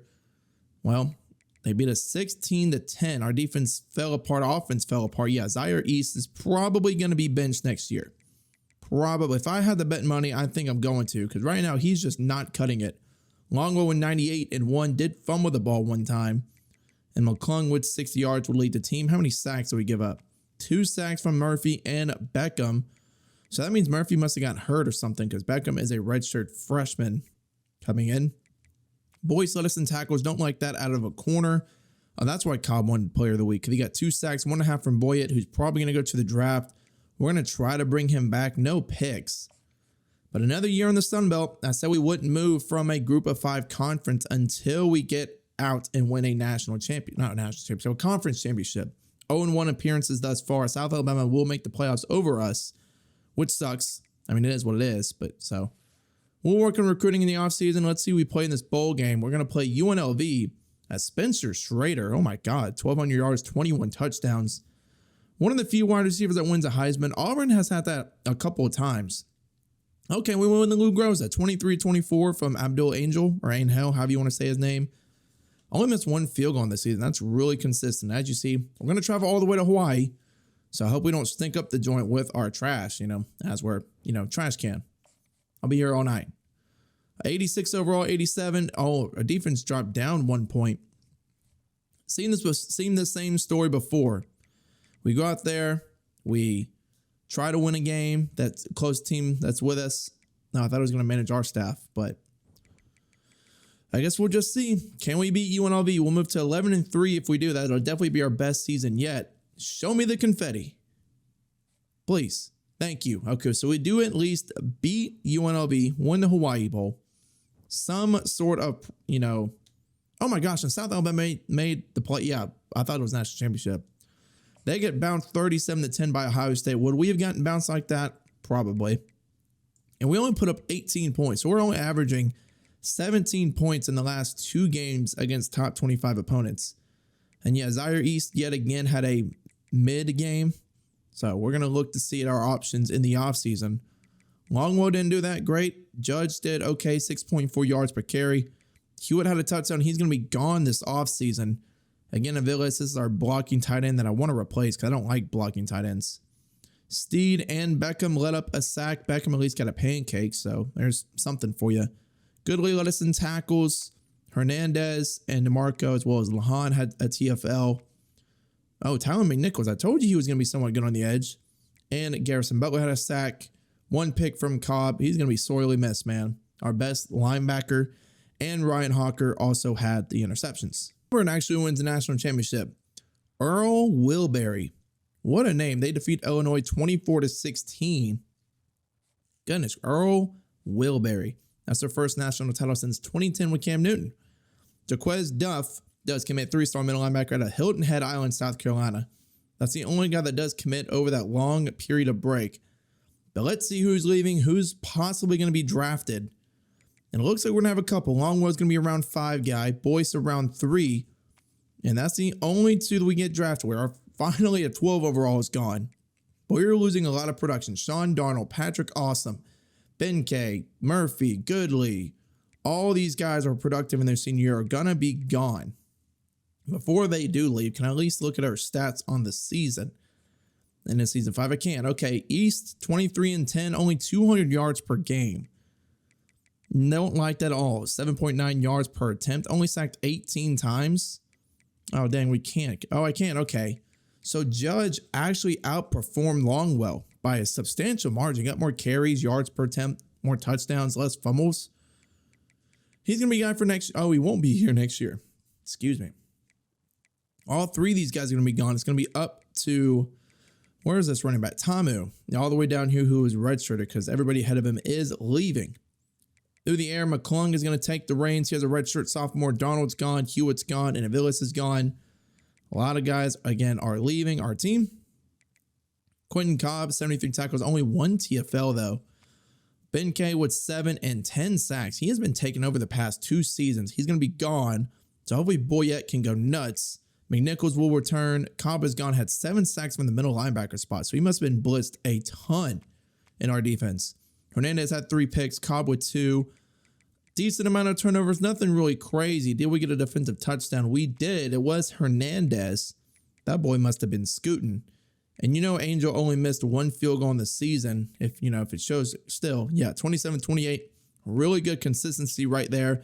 And he's going to return for his senior season. We do get Trayvon Mayweather. Maybe he's related to Floyd Mayweather. Bring us some of that money. Is a free safety gem. Run support archetype. I'm going to go up a little bit. I'm saving my coach XP until we can actually do something with it with like elite recruiter, elite tactician, or motivator, etc. Swan does not decommit from Bama, so we can take him off the board. Let's see who's interested in us in the transfer portal. It's a bunch of 3-star guys. I mean, if they're transfer freshmen, I'll take them. Oh, there's a transfer 4-star. Taylor DeVito. Is there anybody else that's a 4-star that's interested in us? Okay, Deontay Carrion. Anybody else? No, it does not. But I will at least take, oh, another one. I lied. Maybe I can, oh, I can just look at 4-star. I forgot I can sort it like that. Anybody that doesn't hate us. No, just these 3. Those are the main 3 I'm going to be looking after. Maybe some other 3-stars that'll play right away. But that's about it for now. Oh, a freshman. Imani Goodley. Another freshman. Okay, give me all the freshmen. Transfer freshman. Transfer freshman. That's what I like to see. Week 3, we do get Devon Kane out of Westlake Village, California. Brian Carter, another offensive lineman from Waco, Texas. Eric D'Imperio, New Smyrna Beach, Florida. Again, these are just some 3-stars I threw some hours onto. Maybe some of these are transfers, which you see in that right side. But I mean, other than that, there's not really much I can do. We're in the last week of recruiting. Again, Benavidez went to Ohio State. Saw that coming. But still, like, not much I can really do here. I mean, I can just, sure, I can still send the house on players. But again, not many prospects out there that I like, quite honestly. So we'll get these last 4 guys more than likely. We'll get Leveron, right tackle, Egon, Sahara, and Durbin. And then we'll go through the dev traits, see where our class ends up. This has got to be a top 10 class. At least we got like 2 or 3 5-stars. There's Leveron from California, Eric Egon. Let's keep going. John Sahara, and then come on. Thank you, Cindy Durbin from Ashdown, Arkansas. So this has to be a top 10 class. It's absolutely got to be. Of 120 points that are used on our coach, but I'm just waiting to use it. There it is, number 7. We got 3 5-stars, 11 4-stars, 16 3-stars. These guys got to have a good dev trait here. Coming in, Kevin Daniels. Star dev, that's pretty good for a 5-star. Again, 94 speed, 90 excel. Evan Pease has star, 93 speed, 95 throw power. Probably going to take our quarterback's job. Zaire East, because he's not that great. Oh, Orndorff has impact. That's not great. Not out of a 5-star. Normal for Neely. That sucks. Star for Doris. That's nice. Agile left guard, 92 strength, 80 impact blocking. Impact. Star for BJ Hepburn. So it's really going to be basically who's got better skill caps. Flight with impact. Normal. Oh, finally an elite. Terrence Landry. 3-star guy with elite. Okay. Love to see that. 80 strength, 81 impact blocking. Impact for Rashal. Castillo has star. Nice. 81 speed, 81 strength. Impact. Star for Trayvon Mayweather. He's got 85 speed, which is not that great, but maybe his quickness can be, not capped all the way. DeVito has star. Transfer junior. He's going to be a senior next year. 95 pass block power, 91 strength. Carry on with normal. That blows. Babineau normal. Impact for Goodley. A lot of these guys were normal. Is there another dev? There it is. John Sahara, 3-star. We randomly threw on, has star dev. And then impact for Durbin. So we got a couple of stars, 1 elite. So we can definitely work with that. And then go forward, see how our players really develop. Gonna change some of these guys' positions around. But as you see in this coach skills box, because I want to use some talent developer, but I need 2 guys in the first round. We haven't had that yet. Or even master motivator for 5 guys drafted. And I haven't won 10 bowl games. Or even 4 rivalry games. So I can't really do much right now. I don't want strategy. I haven't even won bowl games. So yeah, I'm kind of stuck at this spot until we can do something. Honestly, I think I'm going to move Zaire to running back and let Korn take over. Because look at his player card. Let's see if he's capped at a quarterback. He's got a little bit left to go. His throw power can probably go to 99. Accuracies aren't that great. So Zaire, hate to break it to you, bud. But you are indeed a running. Okay, it's not going to let me change him. Let me back out and come back in. Yeah, Zaire East, you are going to be a running back. No if, no ands, no buts. You're just going to do it. He's at 87, actually. So he's the same overall, really? At that point, I'm going to keep my quarterback. I lied. If he's at 87, a running back. Because I want Tamu to develop and be a good running back. He's got star dev, and as you see, he can go up quite a bit. So I really want him to develop. So other than that, not really much I can do for quarterback besides move our freshmen around. All right, training results, season 6. Where are we going to end up? 89 overall. Boy, it's up to a 94 with boost. Whitaker shoots up to a 93. He's better than Cook was last year. Star development, a 3-star guy. Damn, he is real good. 96 man from a linebacker. This guy's cracked out of his mind. Messi Daniels. Boya going to be rushing the passer. Tamu, 91 after just a year sitting on the bench. Looseness is maxed. Route running is okay. 94 speed. Oh, yeah, he's going to be quite good this season. Zaire East, still our starting quarterback. How it's going to be a mix between him and Korn. If East doesn't do well, we might throw Corn in. He's got star def. His accuracy is going up. He's not as fast, nor does he have the arm strength, but he does have better medium throw accuracy. Zaire just has the mobility. He has the mobility. He has the arm. Only impact dev, you see 97 throw power, not nearly as accurate. So he's pretty much capped out. What about Hepburn? He's going to redshirt this year, though. Flynn, do you have any development traits, possibly? He's got star, but 92 throw power accuracy is maxed. So it's looking like another year Zaire East or Greg Corn. I mean, if he's not doing well, we might start Corn. We'll see. Peace 82, he's probably going to get redshirted this year to let Tolson and other guys take the lead. Wide receiver, we should be okay. McClung and Braden Dallas, as well as Jarvis Willie, are the lead guys here. Tight end, we still have Aviles, who's going to get drafted next season as a blocker. Bunch of freshmen to take over for him. DeVito still an 88. Amundsen shoots up to 86. Johnny Bono up to an 85. He's going to redshirt, surprisingly enough, as a sophomore. These two guys, Doris and Nilo redshirt. We have Markel Myers here at a 90 with boost. 89 for Nick Melvin with boost. Marshall up to a 91. Steed at a 90 with boost as well. And 85 for Spencer Carver. We are set on the O-line. Beckham up to an 85. Hopefully he does better this season. We already won over Boyett. Daniels at the 92. Like, our defense, though, is nasty. Aquanu, 87. Whitaker, 83. Keep going to right outside. Everett at an 80. That's okay. Ivy's at 85. Still have Rocker. Bunch of other guys like Daniels and Orndorff that will redshirt. And then everybody else is pretty solid. So hopefully this year we can win the freaking Sunbelt, dude. I'm tired of not winning the damn conference. On our center, we put up 24 points. We only won 23-0 against an FCS team. What the hell? But with Corn under center, 212 and 2 touchdowns. That is what I need out of a quarterback. He comes in, Tamu with 95 rushing yards, McClung with a 77-yard score. Maybe this is the energizer that we needed. I hope so. But let's see, what is our recruiting looking like right now? 150 hours. Okay, we still got Eaton. Hagens, I knew we probably weren't going to get, but 5-star defensive tackle Kevin Eaton from Greensboro, North Carolina, got the 84 tackle, 89 strength. So now this means I can actually put people on visits. But bring him in against South Alabama and hope that we win. He loves our pro potential for Vaughn Paxson. We're not going to get Coffee. Yeah, we're not. There's no way. I can't do anything to get Spencer Coffee. That sucks. He's going to go to Texas. We might get Taj Anger, though. Bring him in week 6 as well. Championship contender. We're still at an A for that. Okay, and then we have 25. We might get Randy Creed. So I hope they don't start singing Creed here soon. That's going to make my ears bleed. That's all right. But we should get a couple more 5-stars after this week. We play Southern Miss. Shouldn't be too worried about it. Hopefully Corn does well. But I'm hopeful for a win. I'm expecting a win. I'm not even hopeful anymore. I am demanding. 3-1. Thank you. Doesn't show that we got any commits. The screen still whatever glitched out or whatnot. But we do get a revenge against South Alabama. Yep, Coffee does commit to Texas. Barely commit so far. But we do get Taj Anger, 5-star deep threat archetype with that 98 speed. We're close to getting Paxton. He comes in this week. We do get Randy Creed. He's got that platinum quick jump, which is going to be really nice for our team. And wow, actually, we might be able to hop back in on Trent Vigil here. We will put all 75 on him. And just in case he doesn't commit yet, we'll bring him in week 8. I doubt it, but doesn't hurt. Emmett Lowe still has interest in us for some reason. We'll put 75 hours on him. Don't get Spain. I don't want Beatty because he's a blocking tight end. We'll keep him on the board if we have interest, but I hate blocking tight ends. So about 3/4 of the way through the year, we're sitting at 7-1. We're ranked 12th in the nation, undefeated in conference play.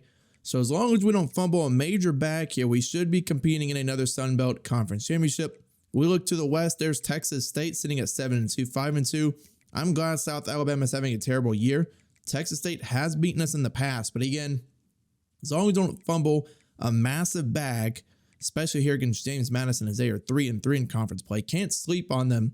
You know, the Dukes have been very impressive since they moved up to the FBS, but still cannot fumble the bag here. I have a feeling that we might. We got 664 XP right there, and we have it. So we played Georgia State. Timing with 107 and 4 touchdowns.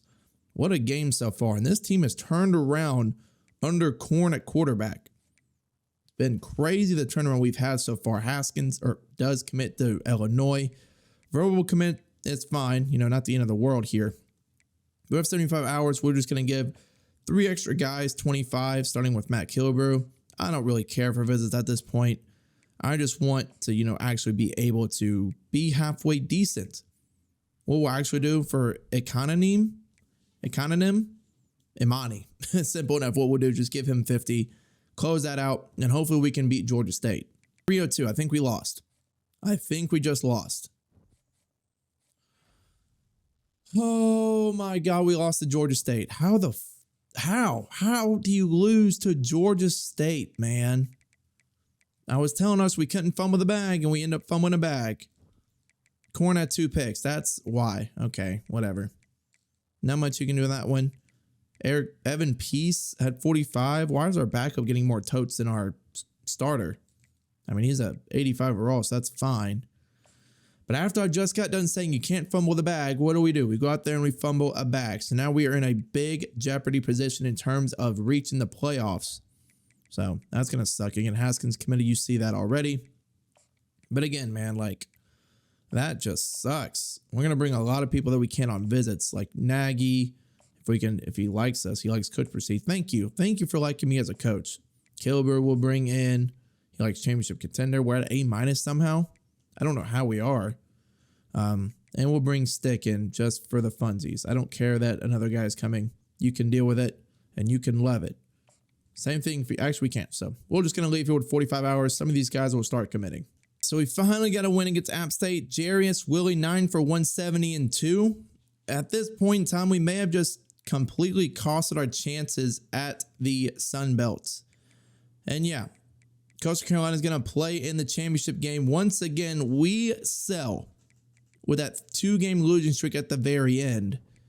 It's going to be another year in this conference because for some reason we're just cursed and can't win it.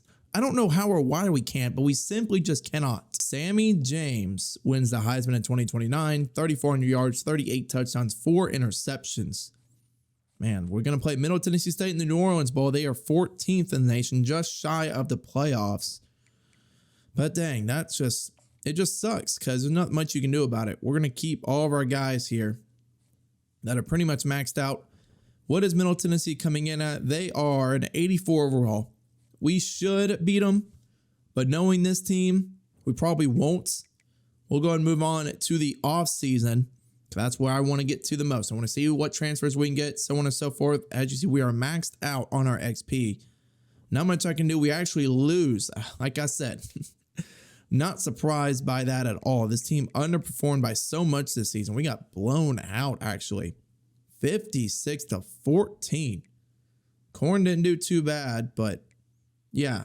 Emmanuel Deese, 341 and 5. Danny Rowland had himself a career day against us. And this team, season 6, overall, pretty much a disappointment. We get 4-star quarterback Dante Rowe from North Little Rock, Arkansas. That'll help alleviate the pain some. But not enough. Not enough at all. We're going to go to the end of the season now. Basically show you who's going to be the national championship before we dive into the offseason. Yeah, and Wisconsin against Tulane, 28-6, completely blowing them out. We'll see who's going to transfer. Hopefully not too many guys. We do get KJ Regas from South Jordan, Utah, a gym quarterback. But let's see who's all going to leave us. Who's all going to go to the draft. As you see, Boyett, Aviles, and Daniels all going to be drafted, as well as DeVito in round 7. But again, we are losing a good bit of talent. Not crazy amount, but pretty much top end talent on our team. Nobody's transferring, thankfully enough. Haven't gotten a lot of that, which is quite surprising, honestly. But we'll take that right now. Let's see who's going to be interested in us in the portal, though. We need top end guys. We need 4 and 5 stars players that just come to the team. And there is one 4-star that doesn't hate us. Is there any 5-star? Not 4. More 4 stars. Okay, Whiteman. Pinky? Yeah, that is Pinky. And I can't pronounce this guy's name. There's no 5s? Is there maybe a 5? No, he absolutely hates us. That's unfortunate.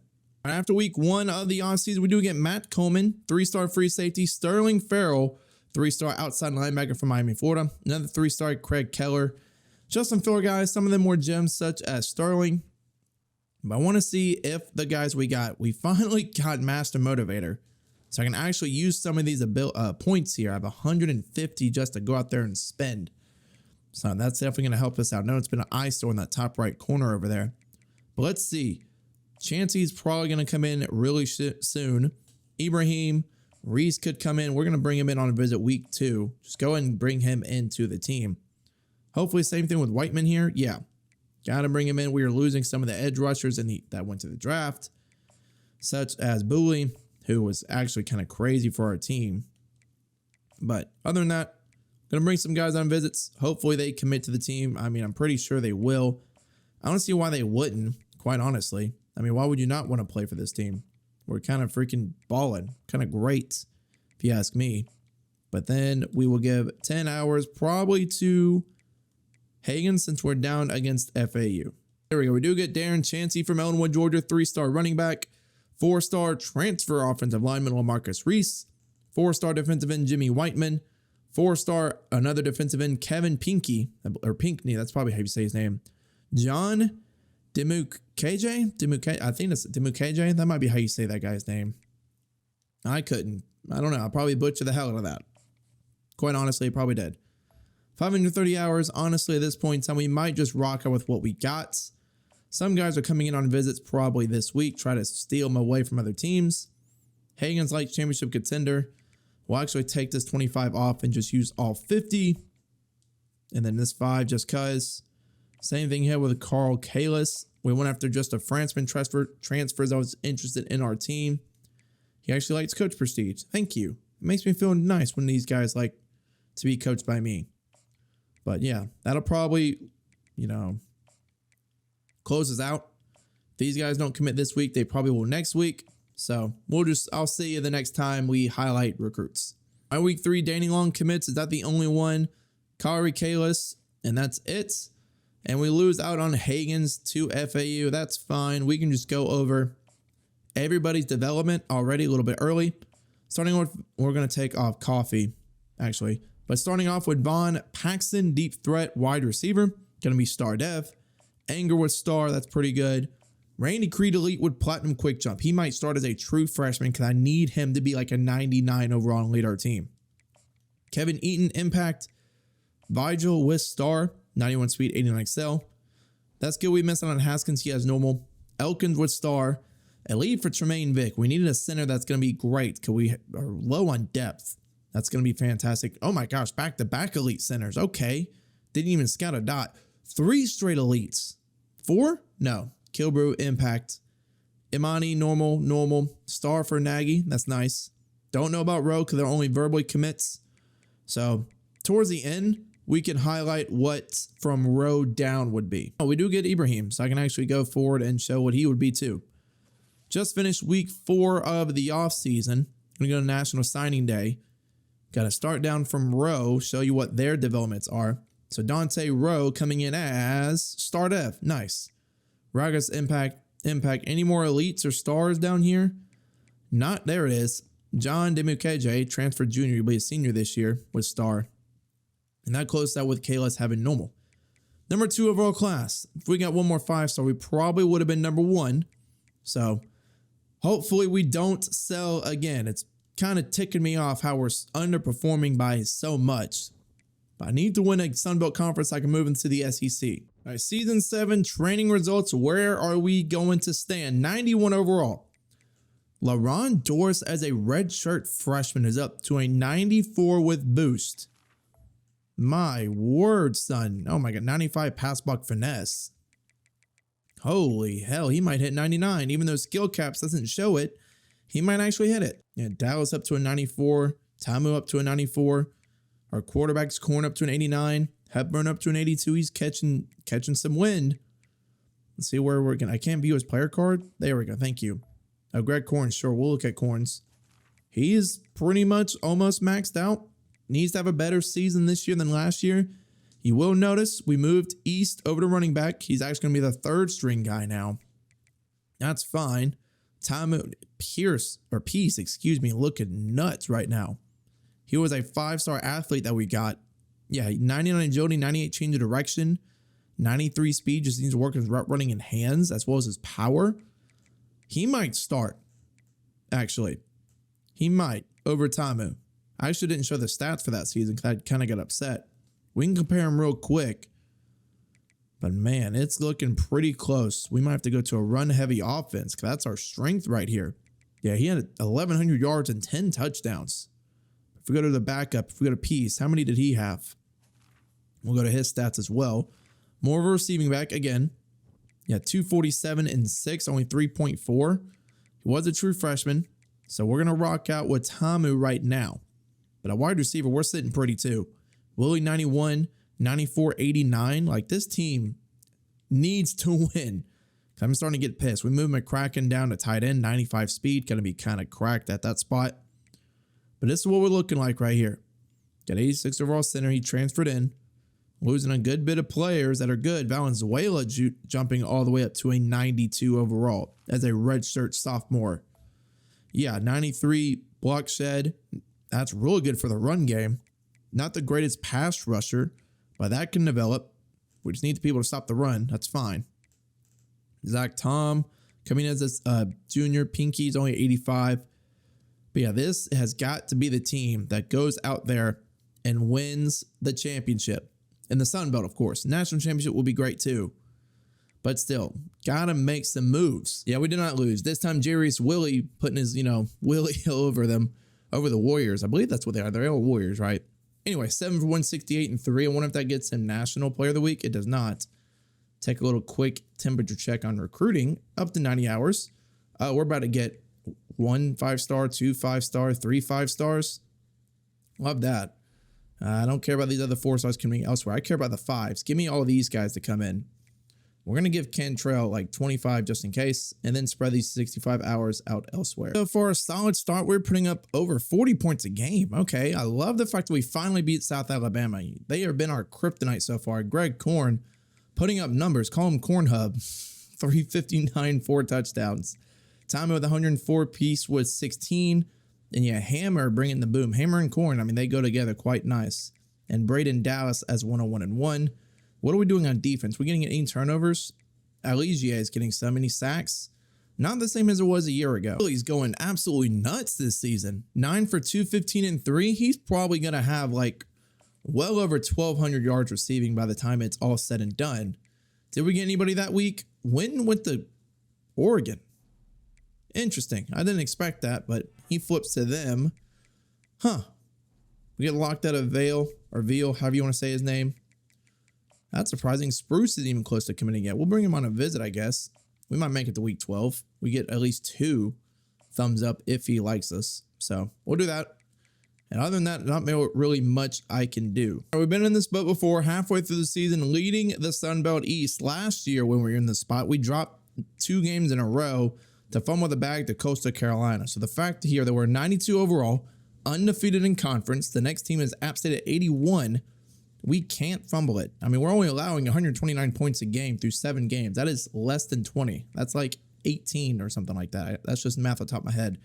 Texas State's here again. They've already beat us once in the Sun Belt Conference Championship, but their defense is allowing 207. Ark State, 81. That's real impressive, but we just can't fumble it.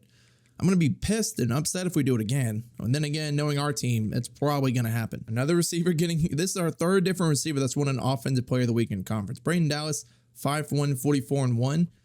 We didn't win that game. We're up to 16th in the nation, and just our wide receivers are going kind of wild here as Lynn Spruce does commit. He's a scrambler, 5-star athlete, number 1 in his position at 96 throw-power, 89 speed. Could take over Corn's job next season. And we also got Robert O'Malley. He's a gold quick jump pass rusher. Quick jump's just the best ability in the game, bar none. Also got John Lyles here, 92 speed, 95 jumping at 6'4". The fact that we keep getting these guys is what's going to help our team in the foreseeable future. 260, I can basically throw 80 points on each one of these 3 and probably get all of them. Again, Willie pops up against Georgia State, 8 receptions, 83 yards, 2 touchdowns. I wonder how many scores he has on the year, or just how many touchdowns Corn has thrown. Yep, 41. Oh my God. What are we doing through the air? Who's leading us? Hammer with 12, Willie with 9, Dallas with 7. Yeah, that was great decision making by benching East, moving him to running back. Tamu has 5. Peace is going to be electric next season if Tamu goes to the draft. So I might actually switch my substitutions up to get all these backs on the field. So we did make it to the Sun Belt Championship. We are number 6 in the nation. We are 12-0. Again, Texas State has been our absolute just kryptonite. It doesn't look like anybody else is committed, not yet at the very least. But still, Texas State been our kryptonite in this one. They beat us in the last Sun Belt Championship. I'm just hopeful that we can beat them this time around. That way we can get out of the Sun Belt. Or honestly, I just want to win a national championship. As we get another 4-star with Lorenzo Banks out of Washington. Deontay Siegel from Florida commits. Adding more to our class that we're working with right now. I'm not surprised that Trevin went to Miami. I'm just getting a bunch of athletes that can move them around. But what is Texas State? They are 83 overall to our 92. We should win. But knowing how the simulation works, we probably will not. But we're going to go and advance to a week and see if we can beat Texas State. Elijah wins Sun Belt Defensive Player of the Week, 10 tackles, 2 TFLs. But I have bad news. I have bad news. That's Hammer wins Offensive Player of the Week. Bad news, spill you. Hammer wins National Player of the Week. If I can get through all this, I can give you the bad news. Oh, well. Brenton Meekins, 3,500 yards, 44 touchdowns, 1 pick, wins the Heisman. But we do make the playoff.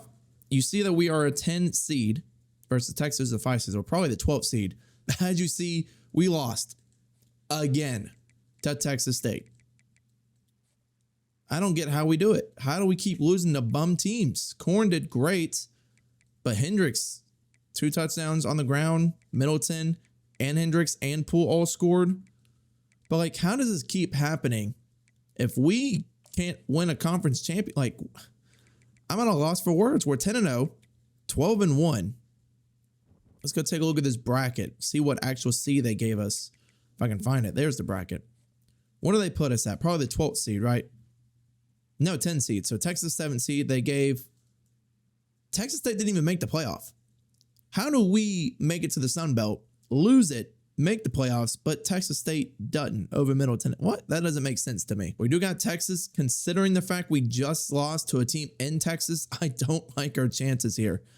We're like, well, I think we have a losing record against Texas State, or teams in Texas, quite honestly. We still got all of our coordinators. That's fine. Just want to see if we kept them. But yeah, teams in Texas, we just don't fare well against. So I doubt we'll beat Texas here in the first round. Yeah, 408 XP. I don't think we did. We did not, so we fall to 0-2 against Texas teams just this season. I don't know what it is. Big games, we don't show up. 42-38. Close game at least. We were up 20. Does that say 21-3? Yeah, we were up by 18 and we blew the game. Cornwood 449-5 or 4. Yeah. So that was probably a good bit of garbage time because I mean 51% completion percentage. I don't know how or when we will win a national championship because we keep blowing games when we need to. Like when we need to win, obviously. Braverman got hurt. Did we have a lot of injuries? Is that what happened? I'm going to check that. I mean, some of our players got hurt. Broken fibula. Goodness gracious. But we should be fine moving the next season. I just want to win something. We're going to win the national championship here in season 7. But at this point in time, we have 3 years to basically win a national championship. Or, yeah, season 8, 9, and 10. And considering the fact we haven't even left the Sun Belt yet, I don't think we're going to win a Power 5 championship. But yeah, Greg Corn's going to get drafted in round 6. He should definitely go higher. I need to look at his stat line for his senior season. BJ Marshall in round 2 and Braden Dallas in round 1. Surprised when you get anybody else drafted like Zaire East only 87. But McClung definitely should have been drafted in my honest opinion. Yeah, oh my God, Corn, how was he not eligible for the Heisman? 54 touchdowns, 6 interceptions. He was only a 3-star. Only a 2-year starter, might I add. Not even a full 2-year starter. We brought him in about a quarter in the season. He should have been starting over East from day 1, quite honestly. Golly, 54 touchdowns, 6 picks. That's a crazy season. Tamu with 866-8. Evan Peace with 274-2. Not much going on the ground. Danny Long came in for some reason, got 3 touchdowns. Probably in garbage time. But yeah, in the air, 3 1,000-yard receivers. And we're returning Willie and Hammer. Dallas is gone. But the fact we're returning 2 of our top 3, and we still have McClung's gone too. But we will have some young guys that will develop into that third receiver role. Hammer with 17 touchdowns, Willie with 11, Dallas with 10, McCracken with 6, and McClung with 6. Do we give up a lot of sacks? Is that why? Not really. I mean, Beckham did meh, but not really across the board. On defense, Lyles Littles with tackles with 72. I see a sack number that's outrageous here in a second. 7 TFLs for Elijah, 6 for John Damukeje. He did also lead our team in sacks. He's going to be gone, unfortunately, but he should have been drafted too. If you see a defensive end with 17.5 sacks, he gets drafted. Felix Ivy with 3 picks, only 2 across the board. So we didn't get that many turnovers. Did we at least get a touchdown? We did. Oh, we got 3. Elijah with 1, Lyles with 1, and Devon Kane with 1. We actually got a couple players drafted here. Okay, thank you. John Demukije goes in round 7. He was a guy that wasn't expected to be drafted, but Dallas does go in round 1. Marshall in 2. Greg Corn goes all the way from round 4, was projected to be like round 6. Myers, and then Demuche. So we got, what, 5 players drafted? So our pro potential should be at an A next season. We went ahead and put our hours in. Nobody's going to commit week 1, I don't think. Yeah, nobody does. We are in first. A lot of 3-star guys. I don't know why I didn't show any of the 4-star players I went after.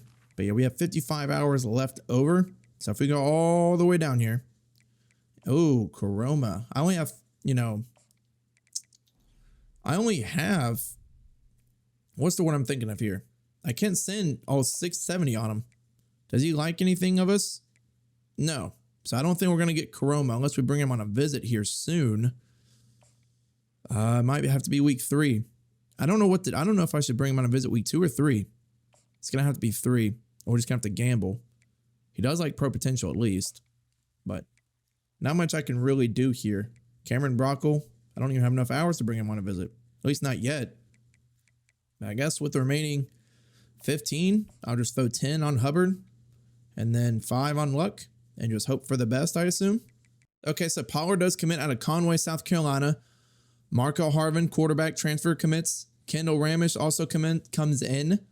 So that'll at least help us out some in terms of getting more hours of scheduled visits in, which will bring in recruits.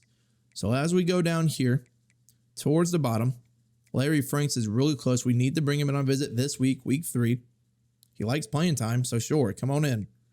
Larry Franks, can you make a hot dog? We might actually mess around and get Karoma. So, I mean, maximum influence is 3. I'm already getting 3 and 5 from that, so there's no point of soft selling. I don't think we're going to get Brockle, unfortunately. That's brutal. He doesn't like, I don't know. Maybe if I bring him in this week, mess around, pro potential. We soft sell on the, not time to get to work. It's this one, the skate, the clutch one. Maybe that's enough to flip him. I doubt it. We can bring in Ricky Barr, though, for week 3. He will come in for sure. He loves our championship contender at an A+. I love to see that. That, he likes me. He likes me. He likes me not. He likes me. That's how I basically feel with some of these recruits. We'll bring him in week 4. Another guy that loves championship contender. Thank you. Thank you for liking me in terms of championship contender. Kiki will come in week 4 as well. Same with Luck, week 4. Playing style. We should be up on him. Yeah, we are. And then for Hubbard, I guess I'll just leave it off at 5 hours. So we do get Larry Franks, so it was good that I did that visit and flipped him all that. Brooksville, Florida. And we do get Karoma. Okay, so that was the guy actually I was debating about flipping and doing all that stuff from Scottsbluff, Nebraska. Do get Ricky Barr from Indiana. Alex Sermon from Elk River, Minnesota. What a place. Some of these places I don't even know where they're at. Alex Look from Plantation, Florida. Rennell Hubbard from California. So we are starting to roll in some of these commits. I don't know how much more I have left to do, quite honestly. So let's see. I have all 750 hours. At this point in time, the class is going to be what it is. I can't look at everybody's development trait just yet as Brockle does go to Alabama, but I can at least advance a week and show you then. All right, so National Signing Day. Where does our class end up here in year 7? It's got to be like top 2. It's not. It's actually 5. Probably because we didn't get enough 4 stars. I focused mainly on 5s, but 5 stars, 11 4 stars, and 8 3 stars. Did we get the most 5 stars? We did, which is great. Now, hopefully their development traits are good. Starting off here with Lynn Spruce. Get elite. Come on. Star's good. 89 speed, 96 throw power, #1 quarterback in the nation. Elite for Jaron Humphreys. That's something I love to see. Didn't even scout him all the way through. Star for Jimmy Ingold, who does have Platinum Screen Enforcer. Another star. That's what you're going to see. You're going to see a lot of stars, a lot of elites. There's another one for Frederick Kaepernick. 85 block shed, 85 tackle. Another, thank you. There we go. This is the class that's going to set us forward. We have 3 years left. Coming in season 8. Impact for him. Another, elite for Childress. We need an elite tight end. So hopefully by season 10, we can get a national championship. I'm trying to bet on it for next season, but our team likes to choke in key circumstances. That's like 5 elites in one class. Absurd amount of elites we're getting so far. Star for Franks. Anybody else that wants to show up an elite? No. But that's about 5, right? Let's go back and count. That was star. 1, 2. Let's see. 3. Keep going. 4, 5. Yeah, 6. 6 elites in one class, which is kind of nuts if you ask me. 85? That is the best commit I've ever seen. 85 overall? What do you mean? He's going to start day 1. Oh my God. Thank you. I can finally get Elite Recruiter done. I've been saving up my points for the Elite Recruiter. But let's see what we're going to be. Season 8. Still a 92 overall. There was a 99. Evan Peace.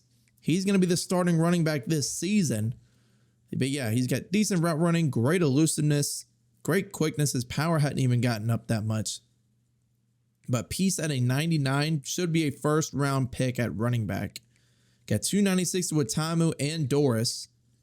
Valenzuela up to a 94. Bono up to a 93. Another receiver, Willie, up to a 92. We have 2 guards that are up to a 90. 3 guards up to a 90. What's our... Okay, Rose shot up to an 89. And he's going to be our starter this season. Believe it or not, Dante Rowe, 4-star with star dev. Looks like he can be pretty good. His accuracies can go up. He's got 93 throw power. Decent speed.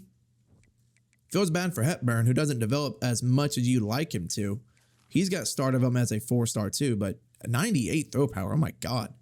That was accuracies are what's killing him. 74 deep. You develop more of your accuracies and you can be a good quarterback.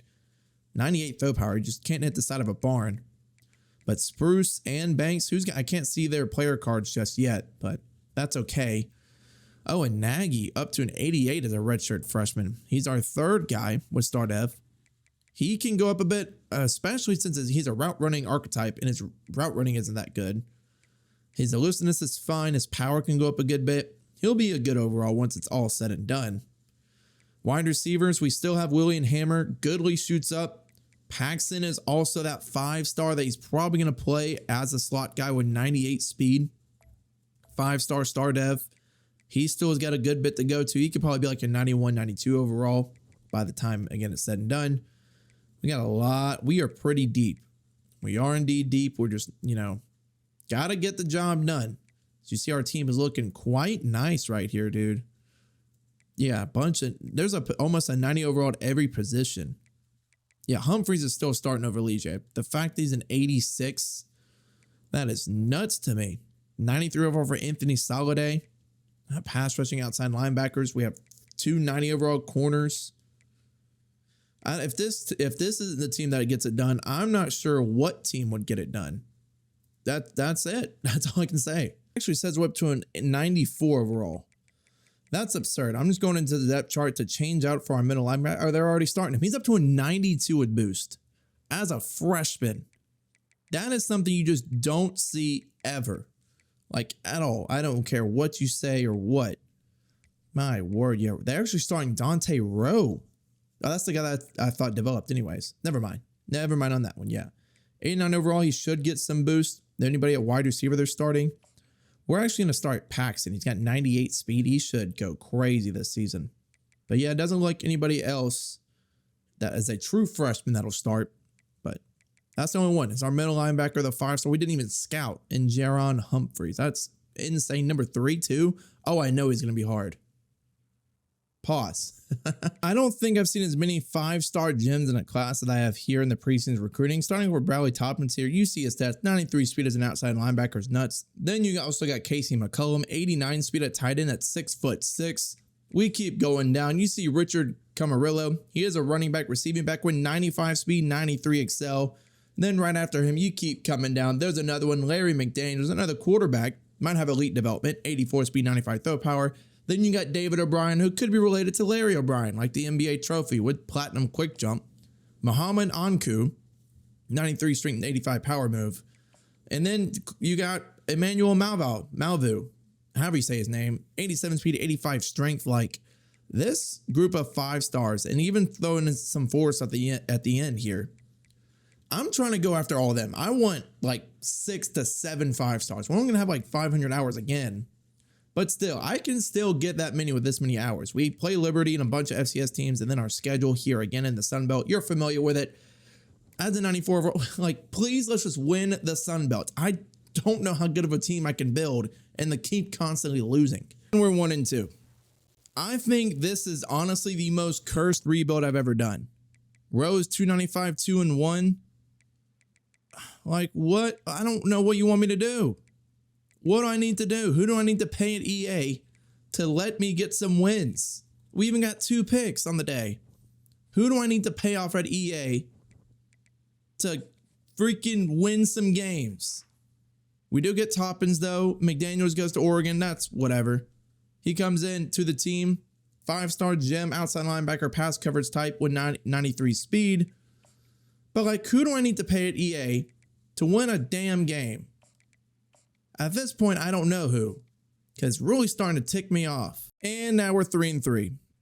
At this point, call this season a wraps. We might just turn on auto recruiting. Rose getting benched. He is throwing picks left and right. Like, I don't know, dude. I'm going to set the recruiting to auto. Let the computer handle it. We are benching Rowe for Hepburn. And then from here, we're just, or actually, no, we're going to start the true freshman, Lynn Spruce. Let him, become a big old spruce tree. And I'm going to turn on auto recruiting. I'm just going to send it into this season. Because Zach Tom does win Sunbelt Defensive Player of the Week. I don't know, man. Spruce actually 218-3 against Louisiana in week 16, I guess. Justice LeCount, that is your Heisman winner. 3,300 yards, 36 touchdowns, 1 pick. And Evan Peace, the best running back, 13 touchdowns off of 172 carries. We are going to play Tulane, ranked 16th. I doubt we made it to the Sun Belt Championship. I completely simmed all the way through. Let's see if we did at least do that. Well, we won a freaking conference championship. About time. We went on a tear to end the season, barely beat Louisiana. It sucks that we sold those early games, but now I can at least move into the SEC. So hopefully that's going to help us out at least a little bit. How did our class even end up doing? I can't even look. I can't at early National Signing Day. Let's see what they end up doing after I let it go. Oh my God. Okay, got Cleveland. What the hell did they do to my 4 stars? What the hell? They kick them off? Oh, this is terrible.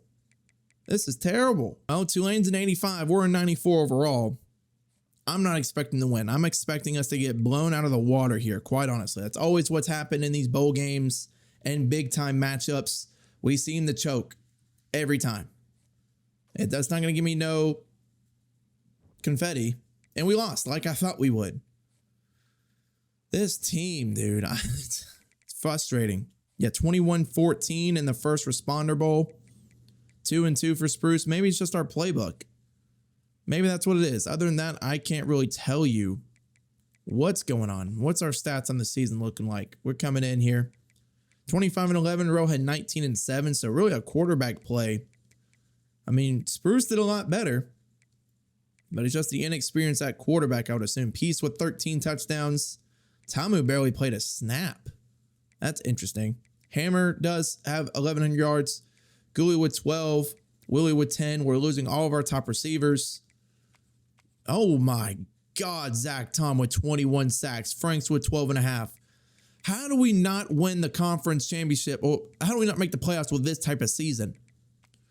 What the hell? 5 picks for Eagles. Like, this team balled. Humphreys was crazy. Man, this is just a waste of a year. Arizona wins the national championship before we do. 46-44 over Notre Dame. I mean, we're going to end the season in the top 25 at 17. But still, let's see who's all leaving. Do we have any transfers? Oh, yeah, I'm not getting Peace back or Doris. I can get Lewis. Bring him back. Oh, yeah, he's staying. I thought he wasn't. I don't think we're going to bring back Doris. No. And yeah, we are not getting Evan Peace at all. Tamu's going in round 2, round 3. Yeah, like, look at how many players we're leaving. Oh, and I can bring back. I already brought him back. But yeah, like, we're losing 1, 2, 3, 4, 5, 6, 7, 8 to the draft. 8 players to a draft, and you lose 4 games. 2 in the Sun Belt. How does that make any sort of sense? Round 1, Peace went in 1. Doris, Johnny Bono went in round 1, 2. Tamu, Soliday, Ivy, Willie, Hammer. So 9 players got drafted. Oh, 3, 6. Yeah, 8 players got drafted. 3 of which in round 1. Tony Sermon from Utah. James Rowe, 4-star transfer from South Carolina. Can we do Flip Hagens, 4-star transfer offensive lineman. Hester, 3-star defensive end. Cooper McNeil, 3-star running back. Dylan Shanoin, 3-star outside linebacker. Spencer Bowsby, 3-star from South Carolina. Still have Akbar left. I think that's all I'm going to be doing for this offseason recruiting. Kind of messed up the back here when we simulated to the end based on our poor performance, which, fine. I'm a little annoyed, as you can tell, because that's what I've been talking about the last, like, 10 minutes. But at this point in time, it is what it is. Akbar does commit. Our class is not even going to be close to the top 25. It is what it is. I just kind of sold the season once I saw that we had 3 losses. Let's look at our top class. We're going to end up actually 4th. This could have easily been a top 1 class if I actually got 4 stars. Let's look at all of our 5, though. Bradley Toppins coming in. Star development, 93 speed. Elite for Casey McCollum. Love that for a tight end. Elite for Camarilla at running back. We lost, oh God, what? East? No, not East. The running back that was 99 overall as a junior. We lost him. So Camarilla will come in and start. David O'Brien, also elite dev. Anku elite dev. Oh, Peace on impact. That's unfortunate. You're a 4-star gem only with impact? Interesting. Star for Sermon as a 3-star, which is nice. Star for Hagen, so we got out of the portal. Star for Hester. Impact. Star for Isaac, another portal guy. And star for Shanoin. Looks like that'll be it. Oh, star for Akbar. Awesome. So that's going to be a decent class, decent bit of players that'll actually play. Wonder what it's going to look like in the position changes. I don't think we got an athlete. Did we? Oh, we got 2. Camaro was an 80 overall. Nice. Yeah, 80 overall running back. That's going to serve us quite well. And Baldonado, he's going to be a wide receiver. Sure, why not? Says we'll be a 94 again. Jerron Humphreys as a sophomore is a 99. This might be the best linebacker I have ever seen in terms of college football 25. 94 speed, 87 block shed, 93 hit power, 99 jumping, 80 play rec. What did he do last year? I didn't even check the stats. Yeah, 70 tackles, 3 picks. Oh, I did check the stats. That's right. I just briefly went over him. But, dude, he is a monster. Good. We moved the running backs to 99. Randy Creed's at 95. We have a 94 center. This has to be the team, right? Like, has to be. All right, season 9, we're finally going to move us from the Sun Belt over to the SEC, considering the fact we finally won, you know, an actual conference championship. So it's going to be a little bit tougher in terms of actually beating these teams, but I just feel like we're so cursed in that dang Sun Belt that moving to the SEC might actually be better for us. So we're finally in the SEC, and we're actually on the road against Michigan. That's quite interesting. A little tougher schedule, playing Georgia on the road as well, and in Jordan-Hare, and at Saban Field. This is a brutal look. I mean, we're 94 overall, but giving us this many games on the road, I mean, it's understandable if we didn't make the playoffs, but I'm still going to be upset if we don't. This team is too good to miss again. Makes me feel better. We blow out Florida at home in the trash city, Florida. What is a trash city in Florida? I don't even know. Spruce with 4 touchdowns, 1 pick. Goodly going nuts. 16 for 130 and 3. What we do through the year? Paxton, the redshirt sophomore, 75 for 2. He might go to the draft this year, low key. Anger with 1, Ibrahim with 1 as well. Do we do better up front? Elkins giving up so many sacks, dude. He might have to get benched, honestly. Toppins led us in tackles. A true freshman coming in led us in that. And then Castillo, Valenzuela, Cole, a bunch of sacks all the way across the board. And Orndorff with 1 pick. How many sacks have we given up at that left tackle spot? I really want to know. We are playing number 3 Georgia this week. This is really going to be determining whether or not we are about that action. Because typically, again, like I said before the Michigan game, we have choked all the time. Choked against Texas State. Choked against other teams that are inferior to us. So let's see what we do. We get a 1300 XP. And we lost. I'm not surprised there. 31-24, as you see on that screen a little bit. We'll check out the stats in this one. Georgia going to be the #1 team in the nation. That's a little concerning, considering how good our team's supposed to be. Spruce is doing okay at quarterback. Goodley couldn't really get going on the ground. Do we give up a lot of sacks? Cole Smith, who's the left tackle, of course. The new left tackle, I should say. Anger at 82 yards. Humphreys with 9 tackles. What a game right here. 9 tackles, 2 TFLs, a sack. No picks. Couldn't get any pressure besides him and Stick.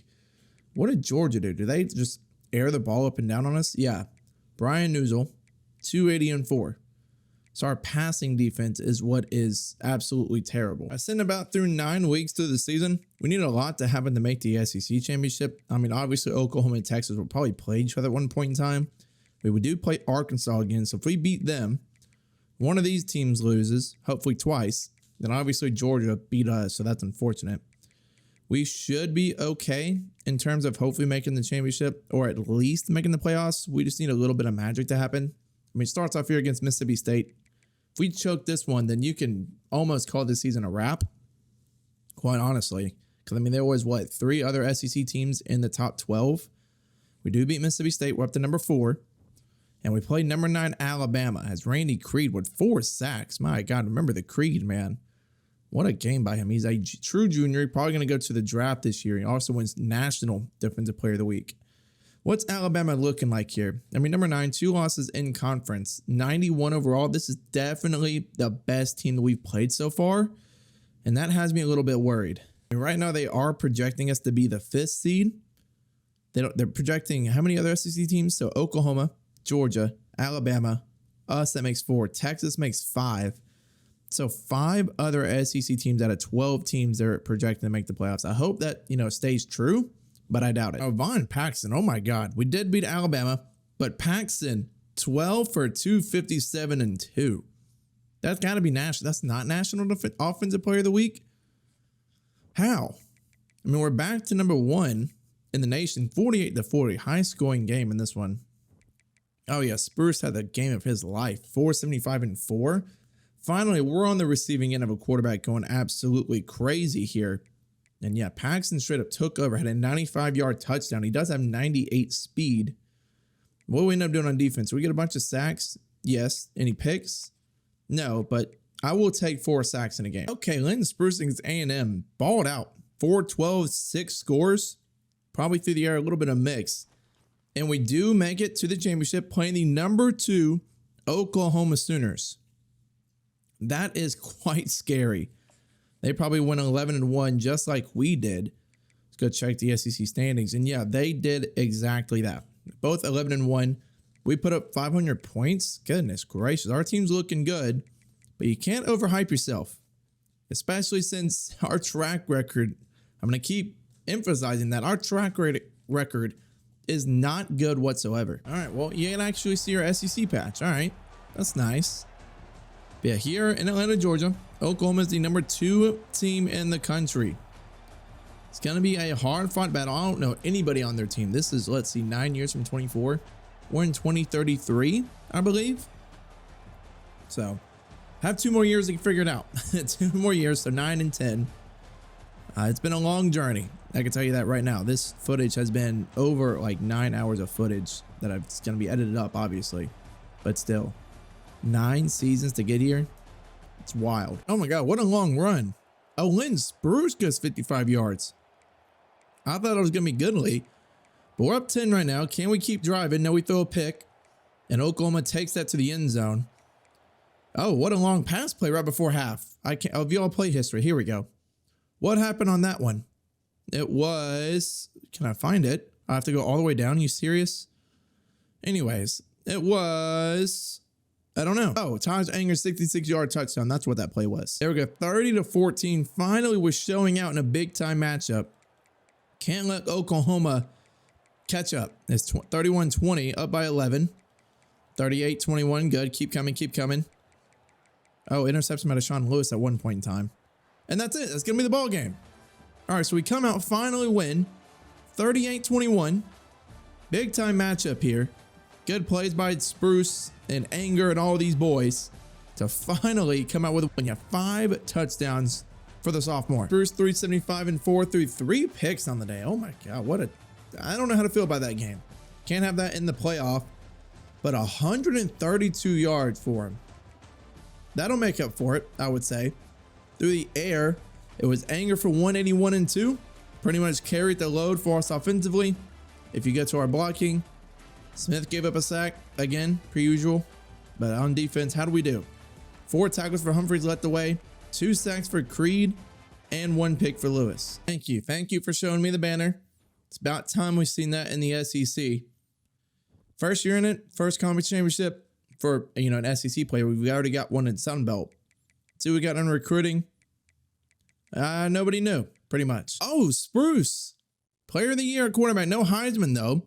42 yards, 47 touchdowns. Who won the Heisman then? Oh, okay. That would make sense. Finally, we get a Heisman quarterback. Lynn Spruce, bought out. You see the stats right there in front of your face. Can't really say much more about it. Best quarterback, too. He's winning every single award so far. Do we get any other awards besides Spruce? Okay. And Monty Goodley, 1,200 yards, 18 touchdowns. So our offense looks like it blew up all season. And the best defensive backs, 49 tackles, 2 picks for Deshaun Lewis. Got one in the SEC game. Let's see who we're going to be matching up against or possibly in the college football playoffs. So, we're number 1. We're going to be playing Ohio State or Notre Dame. A little tough draw there. But if we win that one, we got Cincinnati, Tulsa, Middle Tennessee. Oklahoma and Texas probably playing again in an old Big Ten rivalry matchup with Oregon and Wisconsin. A little tough draw, like I said before, but I still like our chances as long as we don't completely sell. All right, and we do play Ohio State in the Cotton Bowl. The Goodyear Cotton Bowl, that is. What is their overall? They are coming in at 90 overall. We're only up to a 92. We were 94. How do we drop down so much already? Anyways, we should hopefully come out with a win. It's going to be tough. Ohio State, again, storied program history compared to our trash can. But as long as we don't shoot ourselves in the foot, I think we should be okay. Oh, big play touchdown. Johnson, that was a 3rd and 15. Well, that happened on. But I have to, Ohio State actually doesn't score. I'm quite surprised by that one. Typically, after we've had a big play, the other team just drives on the field and scores. And we're looking like we're driving a little bit before a big pick by Terrell Kramer. Now Ohio State's going to take the touchdown. Of course they do. We brought it all the way now to the 5-yard line. Let's see if they keep handing it to Goodley. Or if Spruce decides to take it for himself. It will be a zone to Goodley. Great fill by that backside safety on that one, actually. It looked like it was in the C gap. Same pistol setup, though. From the 4. Can we finally get in? Goodley to the left side. Bounce off a guard, and he punches it in. Touchdown. And now we will take a lead, pending this extra point, obviously. That was great smash mouth football. Punch them in the mouth. They are in the Big Ten. They tend to pride themselves on smash mouth football on defense, but we showed them there. Ohio State would take a go-ahead field goal. It's 1:07 left. We're going to hop in, try to make this a game-winning drive. We have Marrero in the back of the end zone. Big spin move, but he gets tackled down at the 15. It's 1st and 10 from the 15-yard line. We have to go 85 yards in just over a minute. Can we do so? Well, it doesn't help when you get sacked on the first play. Our offensive line can, be half what functionable. We would be A-okay. We're going to motion Goodley over. Oh, McCracken, deep, busted coverage. Left sideline caught. Okay, I didn't know if he was going to catch it or not. But that is up to the 49-yard line. Great position so far. We're going to motion Goodley over again. That seems to confuse the defense. He's got shots. Deep, left side, Anger, caught, touchdown. Now, can our defense finally make a stand? There is a minute left. Ohio State, for some reason, is not using their timeouts at the 39-yard line. Over the middle, he's going to try to get the midfield, and they do burn a timeout. Jamichael Biggums has 100-something yards and 2 touchdowns, but this is the final play. This is a Hail Mary. I have to go 54 yards to make it to the end zone, and he throws it to the sideline. No timeout called is a first down. So now they have to go 47 yards to reach the pylon here.